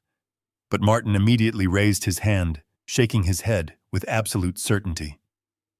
"We cannot bring law enforcement into this yet," Richard Martin said firmly. "The justice system is built on procedure, and procedure takes time. If we walk into a federal building today with this evidence, it will take them at least a week to assign an agent, open an official case file, and petition a judge for a warrant to freeze the accounts. By the time a judge signs the paperwork, Vincent Corelli will have already triggered the wire transfer. The money will be sitting safely in the Cayman Islands, and Stephanie will be drinking margaritas on a beach. We cannot rely on the slow wheels of justice. We have to execute a private sector strike. I leaned forward, resting my elbows on the polished mahogany table. Then, how do we stop them? I asked, my voice steady despite the adrenaline coursing through my veins. If I just call the domestic bank and freeze the home equity line of credit, Stephanie will immediately know I am onto them. Vincent will panic, take the $250,000 they have already stolen, and flee the country early. We lose half the money, and my son still goes down for the forged invoices. Martin smiled, a cold, predatory expression that reminded me exactly why I had hired him 30 years ago to destroy my corporate rivals. He reached across the table and pulled a thick file folder toward him. We do not freeze the credit line, Richard. Not yet. Instead, we use the architecture of the loan against them. We turn the collateral into a cage. He opened the folder and spread out the original documents I had signed 6 months ago. The $450,000 line of credit was secured by the equity in Bradley's house. I was the financial guarantor, but the property itself was the ultimate collateral holding the entire deal together. But Martin and Victor had dug deeper than just the fraudulent renovation loan. They had looked at the foundational debt of the property itself. Victor cleared his throat and pointed to a separate sheet of paper. When I ran your son's personal financial history, I found more than just the massive day trading losses, Victor explained quietly. I looked at the primary mortgage on his luxury home, the original loan he took out to buy the house years ago. Bradley is completely broke. He has been pouring every cent he has into trying to cover his margin calls. Because of that desperation, he has completely stopped paying his regular bills. Victor paused, letting the silence emphasize the severity of his next words. Your son has missed his last 2 primary mortgage payments. He is officially in pre-foreclosure default. I stared at the investigator, feeling a fresh wave of disbelief. My son was living in a $1 million home, driving an imported sports car, wearing custom-tailored suits, and he was secretly 2 months behind on his mortgage. The bank holding the primary loan is getting very nervous, Martin interjected, drawing my attention back to the lawyer. They see a borrower who is suddenly defaulting on a massive primary mortgage while simultaneously drawing hundreds of thousands of dollars from a secondary home equity line. The risk management algorithms at the bank are flashing red. They are heavily overexposed, and they are desperately looking for a way to mitigate their losses before the property goes into full foreclosure and gets tied up in years of litigation. I looked back and forth between the 2 men, trying to piece together the legal strategy they were building. So the bank is nervous, I said slowly, trying to grasp the tactical advantage. How does that help us stop Stephanie and Vincent from wiring the rest of the money to the Cayman Islands? On Thursday. Martin leaned back in his leather chair, steepled his fingers, and smiled that cold, shark-like smile once again. It helps us because it gives us absolute leverage over the physical property, Martin explained, his voice dropping into a dangerous, calculated tone. If we freeze the trust account directly, it triggers fraud alerts that spook the targets. But if the bank holding the primary mortgage suddenly decides to call in the loan, it freezes all secondary financial instruments tied to the property, including the home equity line of credit, under a completely different legal pretense. It looks like standard banking bureaucracy, not a targeted criminal investigation. Stephanie will think it is just a temporary administrative delay caused by Bradley's missed payments. She will not run. She will wait. And while she waits, we trap them. I shook my head, still slightly confused. But how do we guarantee the bank will call in the loan exactly when we need them to? Martin leaned forward, locking his eyes onto mine. Richard, you have liquid cash. We aren't going to cancel the HELOC. We are going to buy the primary mortgage from the bank. I stared at Martin, the magnitude of his strategy slowly sinking in. Buy the primary mortgage. It was a brilliant, devastating maneuver. Bradley owed the bank $600,000 on the original loan for that sprawling suburban house. Because he had missed 2 consecutive payments, the bank was legally allowed to sell the debt to a third party to mitigate their own risk. And I was going to be that third party. I had the liquid assets. I had spent decades building a massive fortune in commercial construction, and my investment portfolios were deep enough to absorb the cost without a second thought. Martin did not waste a single minute. He immediately summoned his senior paralegals into the conference room. For the next 3 hours, the polished mahogany table became an absolute flurry of legal documents, wire transfer authorizations, and complex corporate restructuring forms. We did not purchase the mortgage under my personal name. That would have been too obvious, and it would have tipped Stephanie off the moment she checked the mail. Instead, Martin established a blind holding company right there in the office. We named it Keystone Capital Holdings. By 2 o'clock in the afternoon, I had officially signed the final stack of paperwork. I authorized a massive $600,000 cash transfer from my private investment trust directly to Bradley's terrified mortgage lender. The bank, eager to wash their hands of a defaulting day trader, approved the debt transfer with unprecedented speed. The ink was barely dry on the contracts before the transaction was permanently recorded in the county property registry. As I set the heavy gold pen down on the table, I felt a profound tectonic shift in the balance of power. I was no longer just the grieving widower or the confused elderly father they thought they could manipulate and discard. I was now the sole undisputed lien holder of the luxury property they called home. I owned the roof over their heads. I owned the cheap laminate floors they had laid down to scam me. I owned the marble kitchen island where they had plotted my financial ruin over plates of roasted chicken and cheap wine. I owned the driveway where my son parked his imported sports car. I owned the sunroom where Stephanie had whispered her vicious lies into the phone. By legally capturing the deed through this corporate vehicle, I had stripped them of their most valuable asset, without them ever noticing a single change in their daily routine. The illusion of their wealth was completely shattered, replaced by cold, undeniable reality. If Bradley missed one more payment to Keystone Capital Holdings, which I knew he absolutely would because he was completely broke, I had the legal authority to foreclose on the property and evict them onto the street in a matter of weeks. They were living in a cage, and I had just bought the only key. But securing the house was only the first half of the defensive perimeter. We still had to deal with Vincent Corelli and the impending offshore wire transfer. I looked across the table at Victor, the former federal investigator. "We have the house," I said, my voice cold and focused. "Now how do we stop the grifter from getting away with the $250,000 he has already stolen?" Victor pulled out his encrypted laptop and opened a secure connection. "We do not stop him directly, Mr. Caldwell. We let the federal government do the heavy lifting for us. While you were signing the mortgage papers, I drafted an incredibly detailed anonymous tip to the Criminal Investigation Division of the Internal Revenue Service. I included the routing numbers for Romano LLC, the surveillance photos of Vincent Corelli, his actual federal criminal record, and the exact digital trail of the stolen funds leading directly to the Cayman Islands." Martin leaned forward, resting his hands on the polished wood. "The IRS takes offshore tax evasion and money laundering very seriously, especially when a known felon is involved. By sending this specific actionable intelligence through anonymous channels, we bypass the standard bureaucratic delays of local law enforcement. The federal algorithms will immediately flag Vincent's domestic shell accounts for suspicious activity.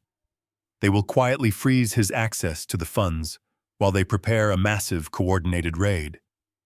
Vincent will not even realize the money is locked until he tries to move it. He will be completely trapped within the borders of the United States, facing decades in a federal penitentiary. The trap was set. The legal documents were securely locked inside Martin's iron vault. The federal tip was quietly circulating through government networks. It was a masterpiece of legal and financial warfare.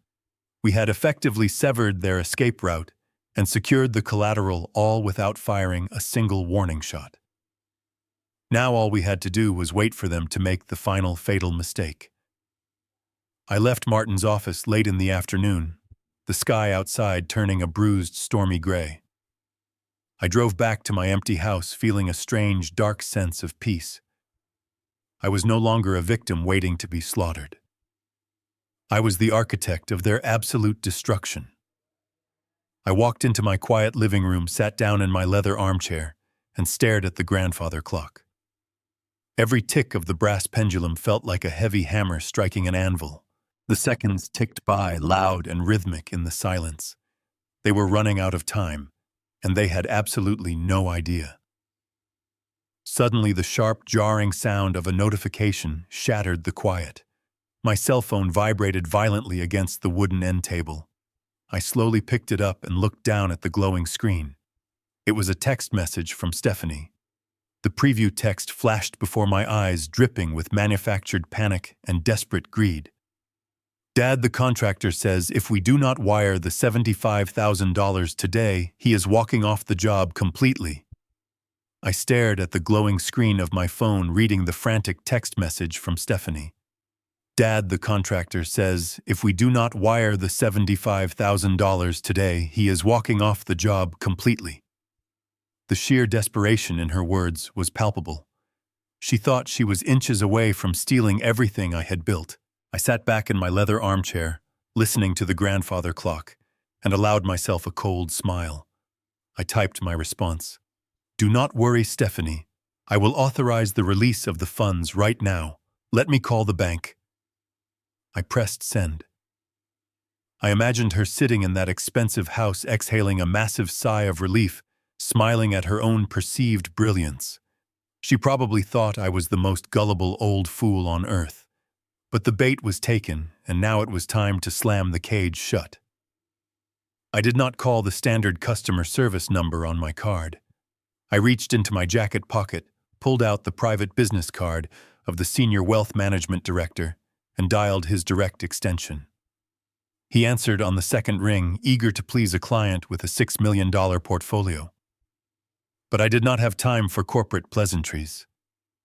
Listen to me very carefully, I told him, my voice dropping into a tone of absolute authority. I need to initiate an immediate level 1 fraud alert on all of my linked accounts, every single one of them. The director stammered for a moment. Mr. Caldwell, are you sure a level 1 alert will completely freeze all outgoing transactions, including the home equity line of credit attached to your son's property? It requires a massive legal review to unlock. That is exactly what I want, I replied coldly. I am officially reporting suspected elder financial abuse and unauthorized wire fraud. Someone is attempting to drain the trust, and I need a total lockdown implemented this very second. Do not let a single penny leave the institution. I heard the rapid clacking of a computer keyboard through the receiver.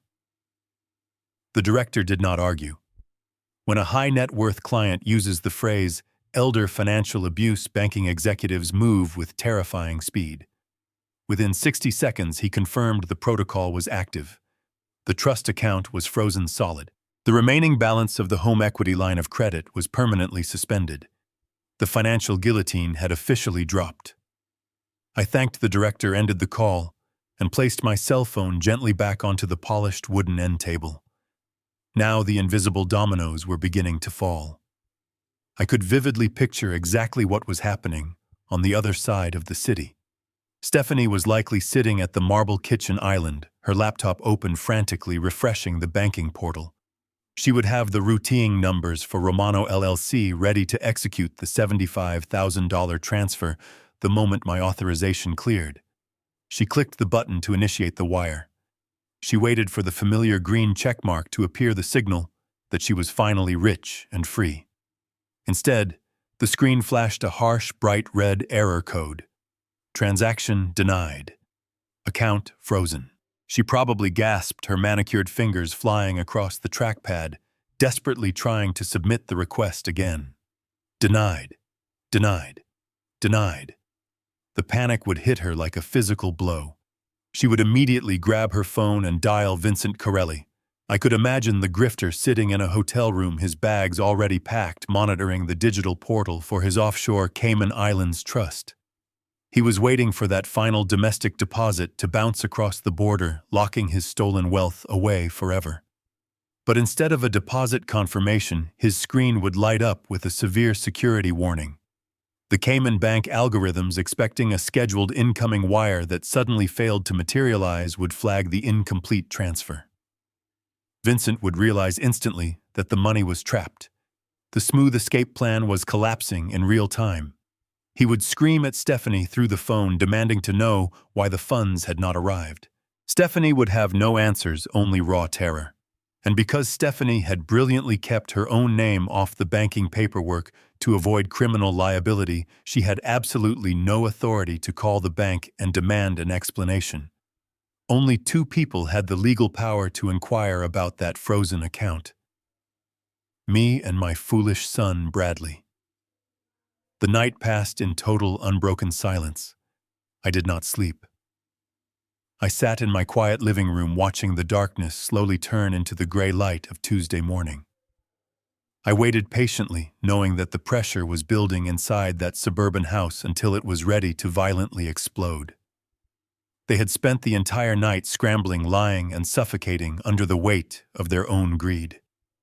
And then, right as the grandfather clock in my hallway chimed 10:15, the absolute silence of my house was finally shattered. It was exactly 10:14. The cell phone resting on the table began to ring, loudly vibrating, with frantic urgency. I looked down at the bright screen. The caller identification displayed Bradley's name. The loop was finally closed. We had arrived at the moment of truth. I slowly picked up the phone, took a deep breath, and pressed the green button to answer.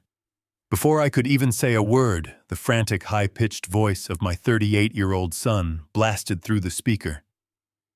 "Dad, are you out of your mind? Why did you freeze our account? Stephanie is freaking out right now. We have a $75,000 invoice due today, and the contractor is threatening to walk off the job." I stood by the window looking out at the autumn leaves. "Tell your wife to stop screaming, Brad," I said softly. "Get in your car and drive over to my house now. Both of you, come over." They arrived at my house exactly 20 minutes later. I heard the loud, aggressive screech of tires in my driveway, followed immediately by the heavy slam of car doors. I stood silently by the window, watching my son storm up the front porch with his wife right behind him. Bradley looked furious, his face flushed red with indignation. Stephanie was playing her part flawlessly, clutching a tissue and looking like a distressed victim of an administrative error. I turned away from the window and walked slowly into the dining room. I took my seat at the head of the heavy mahogany table. I placed my hands flat on the polished wood and waited. The front door flew open without a knock. Bradley marched straight into the room, his voice booming through the quiet house. "Dad, what is going on with you?" he yelled, not even bothering to offer a greeting. "Do you have any idea how embarrassing this is? I was at the bank for 45 minutes arguing with the branch manager. They told me the trust account was completely locked down for a fraud investigation. You need to call them right now and clear this up. The contractor is going to sue us if we do not wire that money by noon." Stephanie stepped forward, placing a gentle, trembling hand on my son's arm. She looked at me with those wide, innocent eyes that used to fool me completely. "Richard, please," she said, her voice dripping with fake sympathy. "We know you have been a little confused lately. We know your memory has not been the best. But you cannot just play with our lives like this. We are trying to build a home for your future grandchildren. Why are you trying to ruin everything?" I did not defend myself. I did not raise my voice or match their frantic, chaotic energy. I simply looked at them. I looked at the son I had raised, seeing past to the expensive designer suit and the arrogant posture to the frightened, indebted little boy hiding underneath. Then I looked at Stephanie, the architect of this entire nightmare, standing there in her $2,000 dress, entirely confident that her lies were impenetrable. I reached out and rested my right hand on the thick black leather binder sitting dead center on the table. The room suddenly grew very quiet. Bradley frowned, exchanging a confused look with his wife. "What is this, Dad?" he asked, his tone dropping a fraction. "What is going on?" I slowly flipped open the heavy cover of the binder. I did not pull out the photographs of the motel. I did not pull out the forged invoices or the offshore banking documents. I started with the foundation of his lies. I reached into the first sleeve and pulled out a thick stack of personal financial statements. I smoothed the papers out with the palm of my hand. Then, without saying a word, I pushed them across the smooth surface of the table. They slid to a stop right in front of Bradley. He looked down, his brow furrowing in irritation. He reached out and picked up the top sheet. I watched his eyes scan the text. It only took a few seconds for his brain to process the harsh, undeniable black ink printed across the page. It was the complete, unredacted ledger of his catastrophic options trading losses. It was the detailed record of the $300,000 he had vaporized on the margin market. It showed the defaulted personal loans, the maxed-out credit cards, and the severe margin call warnings from his brokerage firms. In an instant, the arrogant, self-righteous posture completely evaporated. All the blood drained from his face, leaving him looking pale and sickly. His hands began to tremble so violently that the papers rattled against each other. He dropped the statements back onto the table as if they were burning his fingers. He could not look at me. He could not look at Stephanie. He just stared at the mahogany wood, his chest heaving as he struggled to pull air into his lungs. The silence in the room was absolute, heavy with the crushing weight of his exposed shame. "Brad, what is it?" Stephanie asked, her voice faltering slightly as she noticed his sudden, complete physical collapse. She reached out to touch his shoulder, but he flinched away from her hand. He finally raised his head and looked at me. The mask of the successful self-made businessman was entirely gone. His eyes filled with tears spilling over his cheeks in a display of raw, pathetic desperation. "Dad!" He choked out, his voice cracking horribly. "Dad, I can explain." It got out of control. The market shifted so fast, and the brokers were threatening to seize everything. I was going to lose the house. I was going to lose everything I worked for. He leaned forward, gripping the edge of the table, sobbing openly. "The fake contractor, the invoices. I know it was wrong, but I was just so desperate. I only agreed to do it to save us. I thought we could skim enough from the credit line to pay off the margin debts, and then I was going to pay you back. I swear to you, I was going to pay back every single penny. I only faked those invoices to protect my family." I sat there listening to the hollow, pathetic rationalizations of a man who still did not understand the true depth of his own ruin. He genuinely believed he was the tragic hero of this story, pushed into a corner by bad investments and forced to make a difficult choice. I felt no pity. I felt only a cold, absolute resolve. I looked coldly at my son. "You didn't do this to save your family, Brad. And you definitely didn't do it with a loyal partner." I slowly turned my head and looked directly at Stephanie. Stephanie stood perfectly still, the false mask of sympathy finally slipping from her face. She looked at me, her eyes narrowing with a sudden sharp apprehension. She did not know what I was going to do next, but she could clearly sense the ground shifting beneath her feet. I reached back into the thick leather binder and pulled out the second envelope. It was slightly thinner than the first, but it contained a much more lethal payload. I held it in my hand for a brief moment, letting the heavy silence of the dining room stretch out until it became almost suffocating. Then, with a swift and deliberate motion, I tipped the envelope upside down.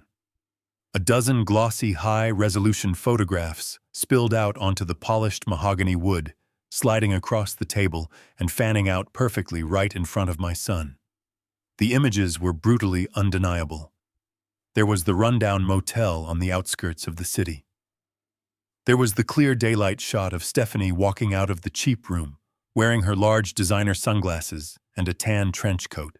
And there was Vincent Corelli, the ghost contractor, walking right behind her with his hand resting intimately on the small of her back. The $15,000 gold watch I had purchased for my son gleamed brightly on the grifter's wrist. Bradley abruptly stopped crying. The loud, pathetic sobs that had been racking his chest just seconds before completely vanished, replaced by a terrifying, hollow silence. He stared down at the scattered photographs.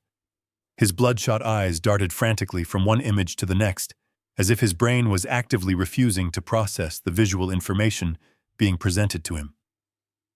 He looked at his wife's face in the pictures. He looked at the strange man holding her so closely. He looked at the expensive gold watch he had given away to fund his own financial salvation. He slowly reached out a trembling hand and picked up the clearest photograph of the two of them kissing near the trunk of the rental car. He held it close to his face, his mouth opening and closing soundlessly. The delusion he had built, the desperate narrative that he and his wife were a unified team fighting against a cruel financial system, shattered into a million jagged pieces right before my eyes. He was not a heroic husband sacrificing his integrity to save his marriage. He was a convenient stepping stone for a predator.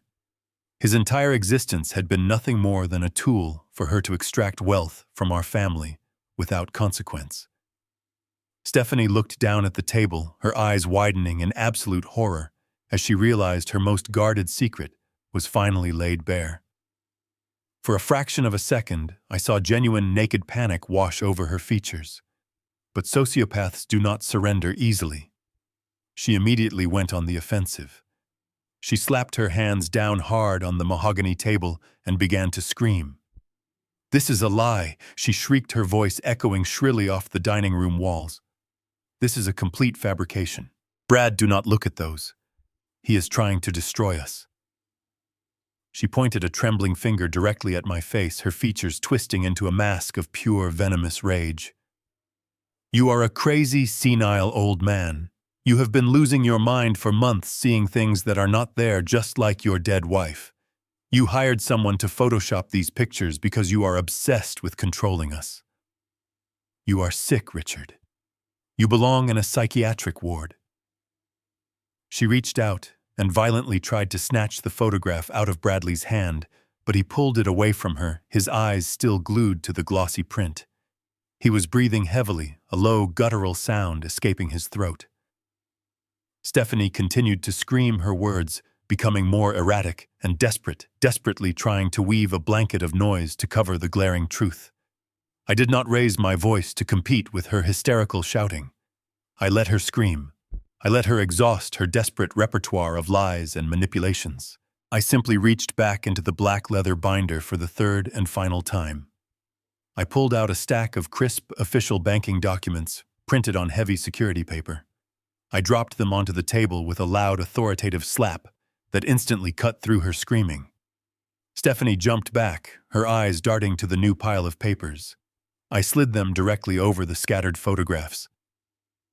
"Take a very close look at those, Stephanie," I commanded, my voice cold and hard as steel. "That is not Photoshop. That is the official certified ledger from a private offshore banking institution in the Cayman Islands." Bradley slowly lowered the photograph he was holding and looked at the new documents. He blinked, trying to force his exhausted mind to comprehend the complex routing numbers and international wire transfer logs displayed on the page. I reached out and tapped the top page right where the account holder names were clearly printed in bold, black ink.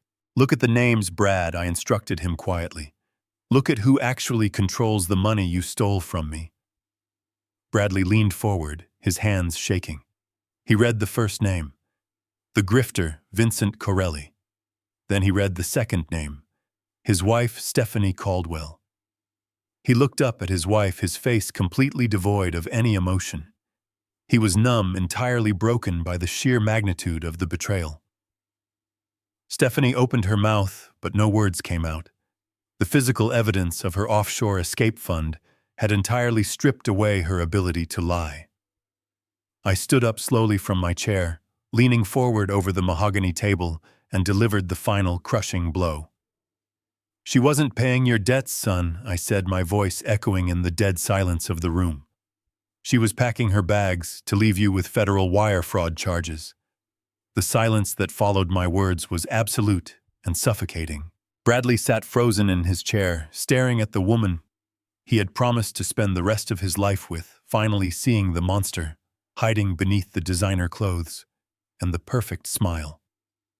He looked completely shattered, a hollow shell of the arrogant man who had marched into my home just an hour ago. Stephanie did not even try to look at her husband. She did not fall to her knees and beg for forgiveness. She did not attempt to spin another web of lies. Instead, the raw survival instinct of a cornered predator took over. Her breathing became shallow and rapid. Her perfectly manicured hands trembled violently as she frantically dug into the pocket of her trench coat. She pulled out her cell phone, her thumbs flying across the glass screen with desperate precision. She was completely ignoring the devastation she had caused in my dining room, entirely focused on her escape.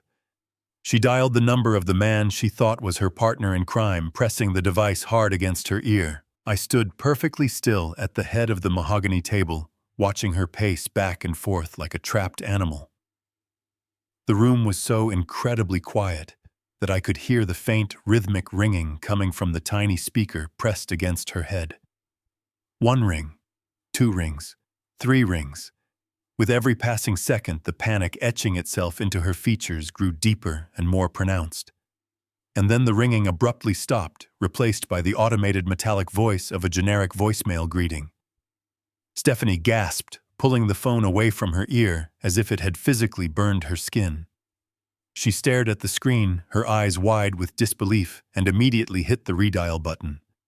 She pressed the phone back to her ear, her jaw clenched so tightly I thought her teeth might crack under the pressure. "Please pick up," she whispered under her breath, a frantic plea directed at a man who was already thousands of miles away. "Come on, Vince, pick up the phone right now." But there was only the same automated greeting, followed by a hollow beep. The man who had promised her a life of luxury was entirely unreachable. I slowly pulled back the cuff of my shirt to check my watch. It was nearing 11 o'clock in the morning. "You can stop dialing that number, Stephanie," I said, my voice completely devoid of any sympathy. "He is not going to answer you today. He is not going to answer you tomorrow. He is never going to speak to you again." She froze, lowering the phone slowly, her eyes locking onto mine with a sickening mixture of terror and furious confusion. "What did you do?" she demanded, her voice shaking violently as the reality of her situation began to close in around her. I folded my hands together, resting them lightly on the thick leather binder that held the blueprint of her destruction. "I did not do anything to him," I explained calmly. "I simply let the federal government do what they do best." "Vince is a professional scammer, Stephanie. His real name is Vincent Corelli, and he is a convicted federal felon who specializes in international money laundering. And professionals like Vincent do not stick around when the authorities are closing in. They cut their losses and they run." Her face turned a sickly shade of gray as the brutal reality began to sink in. When my lawyer tipped off the Internal Revenue Service yesterday afternoon, I continued making sure every syllable landed with maximum impact. The government immediately flagged all of his domestic shell accounts. Vincent knew the exact moment he tried to verify the offshore transfer this morning that the trap had been sprung. He knew the stolen money was permanently frozen. But unlike you, he is a seasoned criminal. He had an emergency exit strategy already in place for this exact scenario. He boarded a one-way flight to Dubai exactly 4 hours ago. He took whatever washed money he could carry, and he left the country forever. He abandoned you, Stephanie. He left you standing here in my dining room completely alone to take the fall for everything. Because you were the one who orchestrated the forged invoices. You were the one who manipulated my son into signing his name on the fraudulent banking documents. Vincent is gone, but the massive paper trail leads directly back to you." Stephanie let the phone slip from her trembling fingers. It hit the hardwood floor with a sharp crack, the screen shattering into a spiderweb of broken glass. She sank to her knees, her hands covering her face as a dry, breathless sob tore from her throat. She had thought she was the smartest person in the room. She had thought she was the ultimate puppet master playing my son and me for absolute fools. Now she realized she was nothing more than a disposable pawn in a much larger game played by a man who had used her and discarded her without a second thought.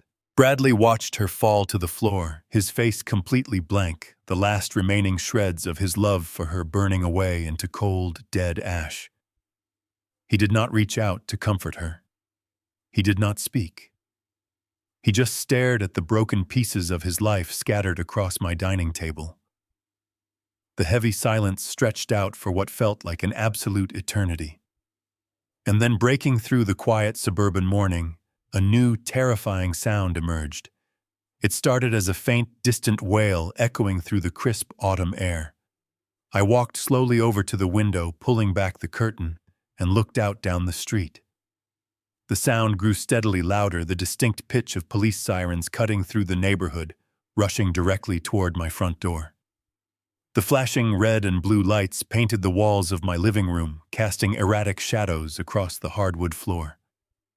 The heavy tires of the police cruisers crunched to a halt in my driveway. Heavy footsteps pounded up the front steps, followed by 3 sharp knocks on my front door. I walked slowly through the foyer, feeling the weight of the last 6 months lifting from my shoulders. I turned the deadbolt and pulled the door open. 2 uniformed officers stood on my porch with a plainclothes detective. They asked for Richard Caldwell. I nodded and invited them inside. I guided them directly into the dining room, where the wreckage of my son's marriage was playing out. Stephanie was still on her knees by the shattered remains of her cell phone. Bradley was frozen in his chair, staring at the mahogany table. The detective surveyed the room with a practiced eye before turning to me. I had spoken to him on the phone earlier that morning. I reached into the black leather binder and pulled out a separate folder Martin had prepared for law enforcement. I handed it over. Inside was irrefutable proof of financial elder abuse and systemic fraud. It contained the forged withdrawal slips, showing my signature had been traced to access the home equity line of credit. It contained the IP addresses used to initiate the domestic wire transfers matching the router inside Stephanie's house. And it contained a sworn affidavit detailing how she conspired to drain my savings. The detective spent 3 minutes reviewing the documents. When he looked up, his expression was hardened. He closed the folder and walked straight toward Stephanie. Stephanie looked up, her tear-streaked face twisting into a mask of pure terror. "Stephanie Caldwell," he said, his voice deep and echoing. "You are under arrest for felony financial elder abuse, wire fraud, and forgery." Stephanie let out a piercing, hysterical shriek. She scrambled backward, hitting the leg of the dining table, her hands raised defensively in the air. "No," she screamed, her voice cracking violently. "It was not me. I did not sign anything. Bradley signed the papers. It was his father. Ask my husband." The 2 uniformed officers stepped forward, grabbing her arms firmly and pulling her to her feet. They twisted her wrists behind her back, and the harsh metallic click of handcuffs echoed through the dining room. As the cold metal locked around her wrists, the last remaining shred of her composure vanished. She thrashed wildly against the officers. She turned her desperate, panicked eyes toward the man she had planned to leave behind. "Brad," she shrieked, her voice tearing at her vocal cords. "Brad, do something. Tell them I did not do it. Help me, please." She begged him, sobbing, pleading with the husband she had intended to send to federal prison just an hour ago. But Bradley did not move. He did not turn his head to look at her. He sat completely motionless in his chair, his hands resting limply on his lap, staring blankly at the floorboards. The illusion of his perfect life had been so violently ripped away that his mind had simply shut down. He was a broken man. The officers gripped Stephanie by the shoulders and marched her out of the dining room. She kicked and screamed the entire way down the hallway, her frantic pleas growing fainter as they dragged her out the front door and down the porch steps. I walked over to the window and watched as they forced her into the back of the squad car. The heavy door slammed shut, cutting off her voice. The cruisers backed out of my driveway, their sirens wailing as they sped away, taking the architect of my misery out of my life forever. The street returned to its quiet suburban peace. I stood by the window for a long moment, watching the autumn leaves blow across the pavement, before finally turning back to face the empty dining room. Bradley was still sitting in the same position. The house was painfully quiet, the adrenaline giving way to a cold, hollow exhaustion. He slowly raised his head, his eyes bloodshot and swollen, and looked at me. The arrogance was gone. He looked like a frightened, lost boy, waking from a terrible nightmare. "Dad," he whispered, his voice trembling so badly he could barely form the words. "I am so sorry. I never meant for any of this to happen. I did not know she was going to leave. My life is completely over. I have absolutely nothing left."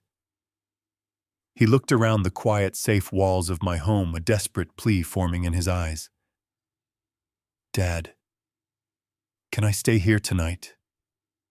I just need a place to sleep." I looked at my son, feeling the deep ache of a father's broken heart. But I remembered the fake invoices.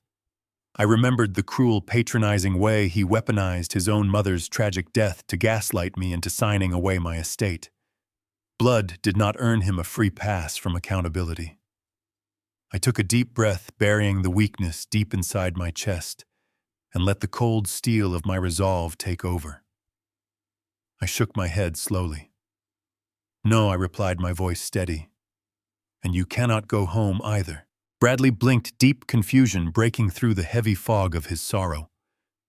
I reached into the back of the binder and pulled out a single, neatly folded legal document. I placed it gently onto the table right in front of him. It was a formal legal notice printed on the crisp white letterhead of Keystone Capital Holdings.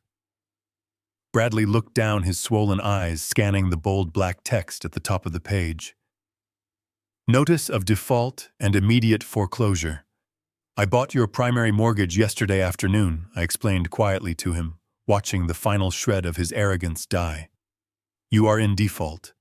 You do not own that property anymore, son." "I do." Bradley stared at the crisp white paper resting on the mahogany table. He looked up at me, his mouth opening to form another desperate plea, but he saw nothing in my face to give him hope. The well of a father's unconditional forgiveness had completely run dry. I told him to stand up, walk out my front door, and figure out how to survive on his own. He did not argue. He did not yell. He simply stood up, his shoulders slumped in total defeat, and walked out into the crisp autumn air. I locked the deadbolt behind him, feeling a profound sense of finality settle over my quiet house. The legal foreclosure process moved with a brutal mechanical efficiency. Because Bradley was already in default on the primary mortgage I had purchased, and because he had absolutely no assets left to contest the proceedings, the courts granted me full possession of the property within the month. I did not feel a single shred of guilt when the eviction notice was posted on that heavy oak front door. The housing market in that upscale suburban neighborhood was incredibly strong. It sold in less than 2 weeks to a lovely young family who actually appreciated the craftsmanship of a well-built home. From the proceeds of that sale, I completely recouped the $250,000 they had stolen from my credit line, along with the $600,000 I had spent to acquire the debt. I made my estate entirely whole again. My son's descent into financial ruin was swift and merciless. Without the illusion of my wealth to prop him up, the massive debts he had accumulated from his reckless day trading finally crushed him. The imported sports car was repossessed by the dealership. His exclusive country club memberships were permanently revoked. Bradley was forced to move into a tiny, rundown one-bedroom apartment on the far industrial side of the city, not far from the decaying strip mall where his wife had rented that ghost mailbox. The man who used to boast about corporate mergers is now working a minimum wage job, stocking shelves at a local hardware store. He spends his days organizing the very same construction materials he once pretended to understand, earning barely enough to pay for his groceries and the crippling interest on his remaining debt. Every single day is a grueling reminder of the arrogant mistakes he made. Stephanie's fate was far more severe. The federal authorities did not show her an ounce of leniency. She thought she was untouchable, but her arrogance became her ultimate downfall. She tried to offer them Vincent Corelli in exchange for a lighter sentence, but she had nothing to give. Vincent was a ghost, vanished into the desert of Dubai with the money he had already washed, leaving her holding the bag for every single forged signature and fraudulent wire transfer. Without her criminal partner to absorb the blame, she was indicted on multiple federal charges of wire fraud, bank fraud, and financial elder abuse. She is currently sitting in a county jail awaiting a sentencing hearing, where she faces a mandatory 5 to 10 years in a federal penitentiary. The woman who once sneered at me while pouring cheap wine in her $2,000 designer dresses is now wearing a bright orange jumpsuit, eating bland cafeteria food, and sleeping on a thin mattress over a steel bunk. Her life as she knew it is completely and permanently ruined. With the immediate threats neutralized, I realized I had one final task to complete. On a bright, clear Tuesday morning, I drove downtown to visit Martin Gallagher at his law firm one last time. I handed Martin my original last will and testament. I watched him feed the heavy paper into a mechanical shredder, destroying the document that would have left my entire $6 million estate to a son who tried to destroy me. The sound of the shredder was the most satisfying noise I had heard in months. We spent the next 3 hours drafting a completely new legacy. I instructed Martin to leave absolutely nothing to Bradley. Not a single penny. Instead, we established a massive $5 million scholarship foundation. The trust is specifically designed to fund tuitions for young, determined students attending vocational trade schools. I want that money to pay for the education of future carpenters, electricians, plumbers, and builders. I want to invest in young men and women who understand the value of a hard day of physical labor, who appreciate the honest sweat it takes to build a foundation from the ground up. They are the ones who truly deserve a head start in life, not greedy, entitled children who believe the world owes them a luxury lifestyle. The remaining money in my estate will be used to ensure I live the rest of my years in absolute comfort and peace.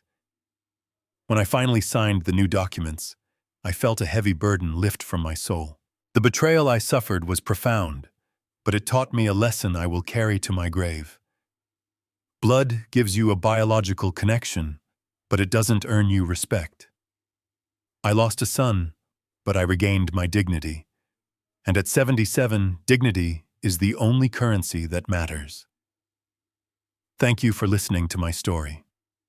Have you ever had to cut ties with a toxic family member to protect your own peace and dignity? How did you find the strength to walk away? Let me know your thoughts and share your experiences in the comments below. Do not forget to hit the like button and subscribe to the channel so you never miss another life story. Until next time, stay strong and always protect your peace.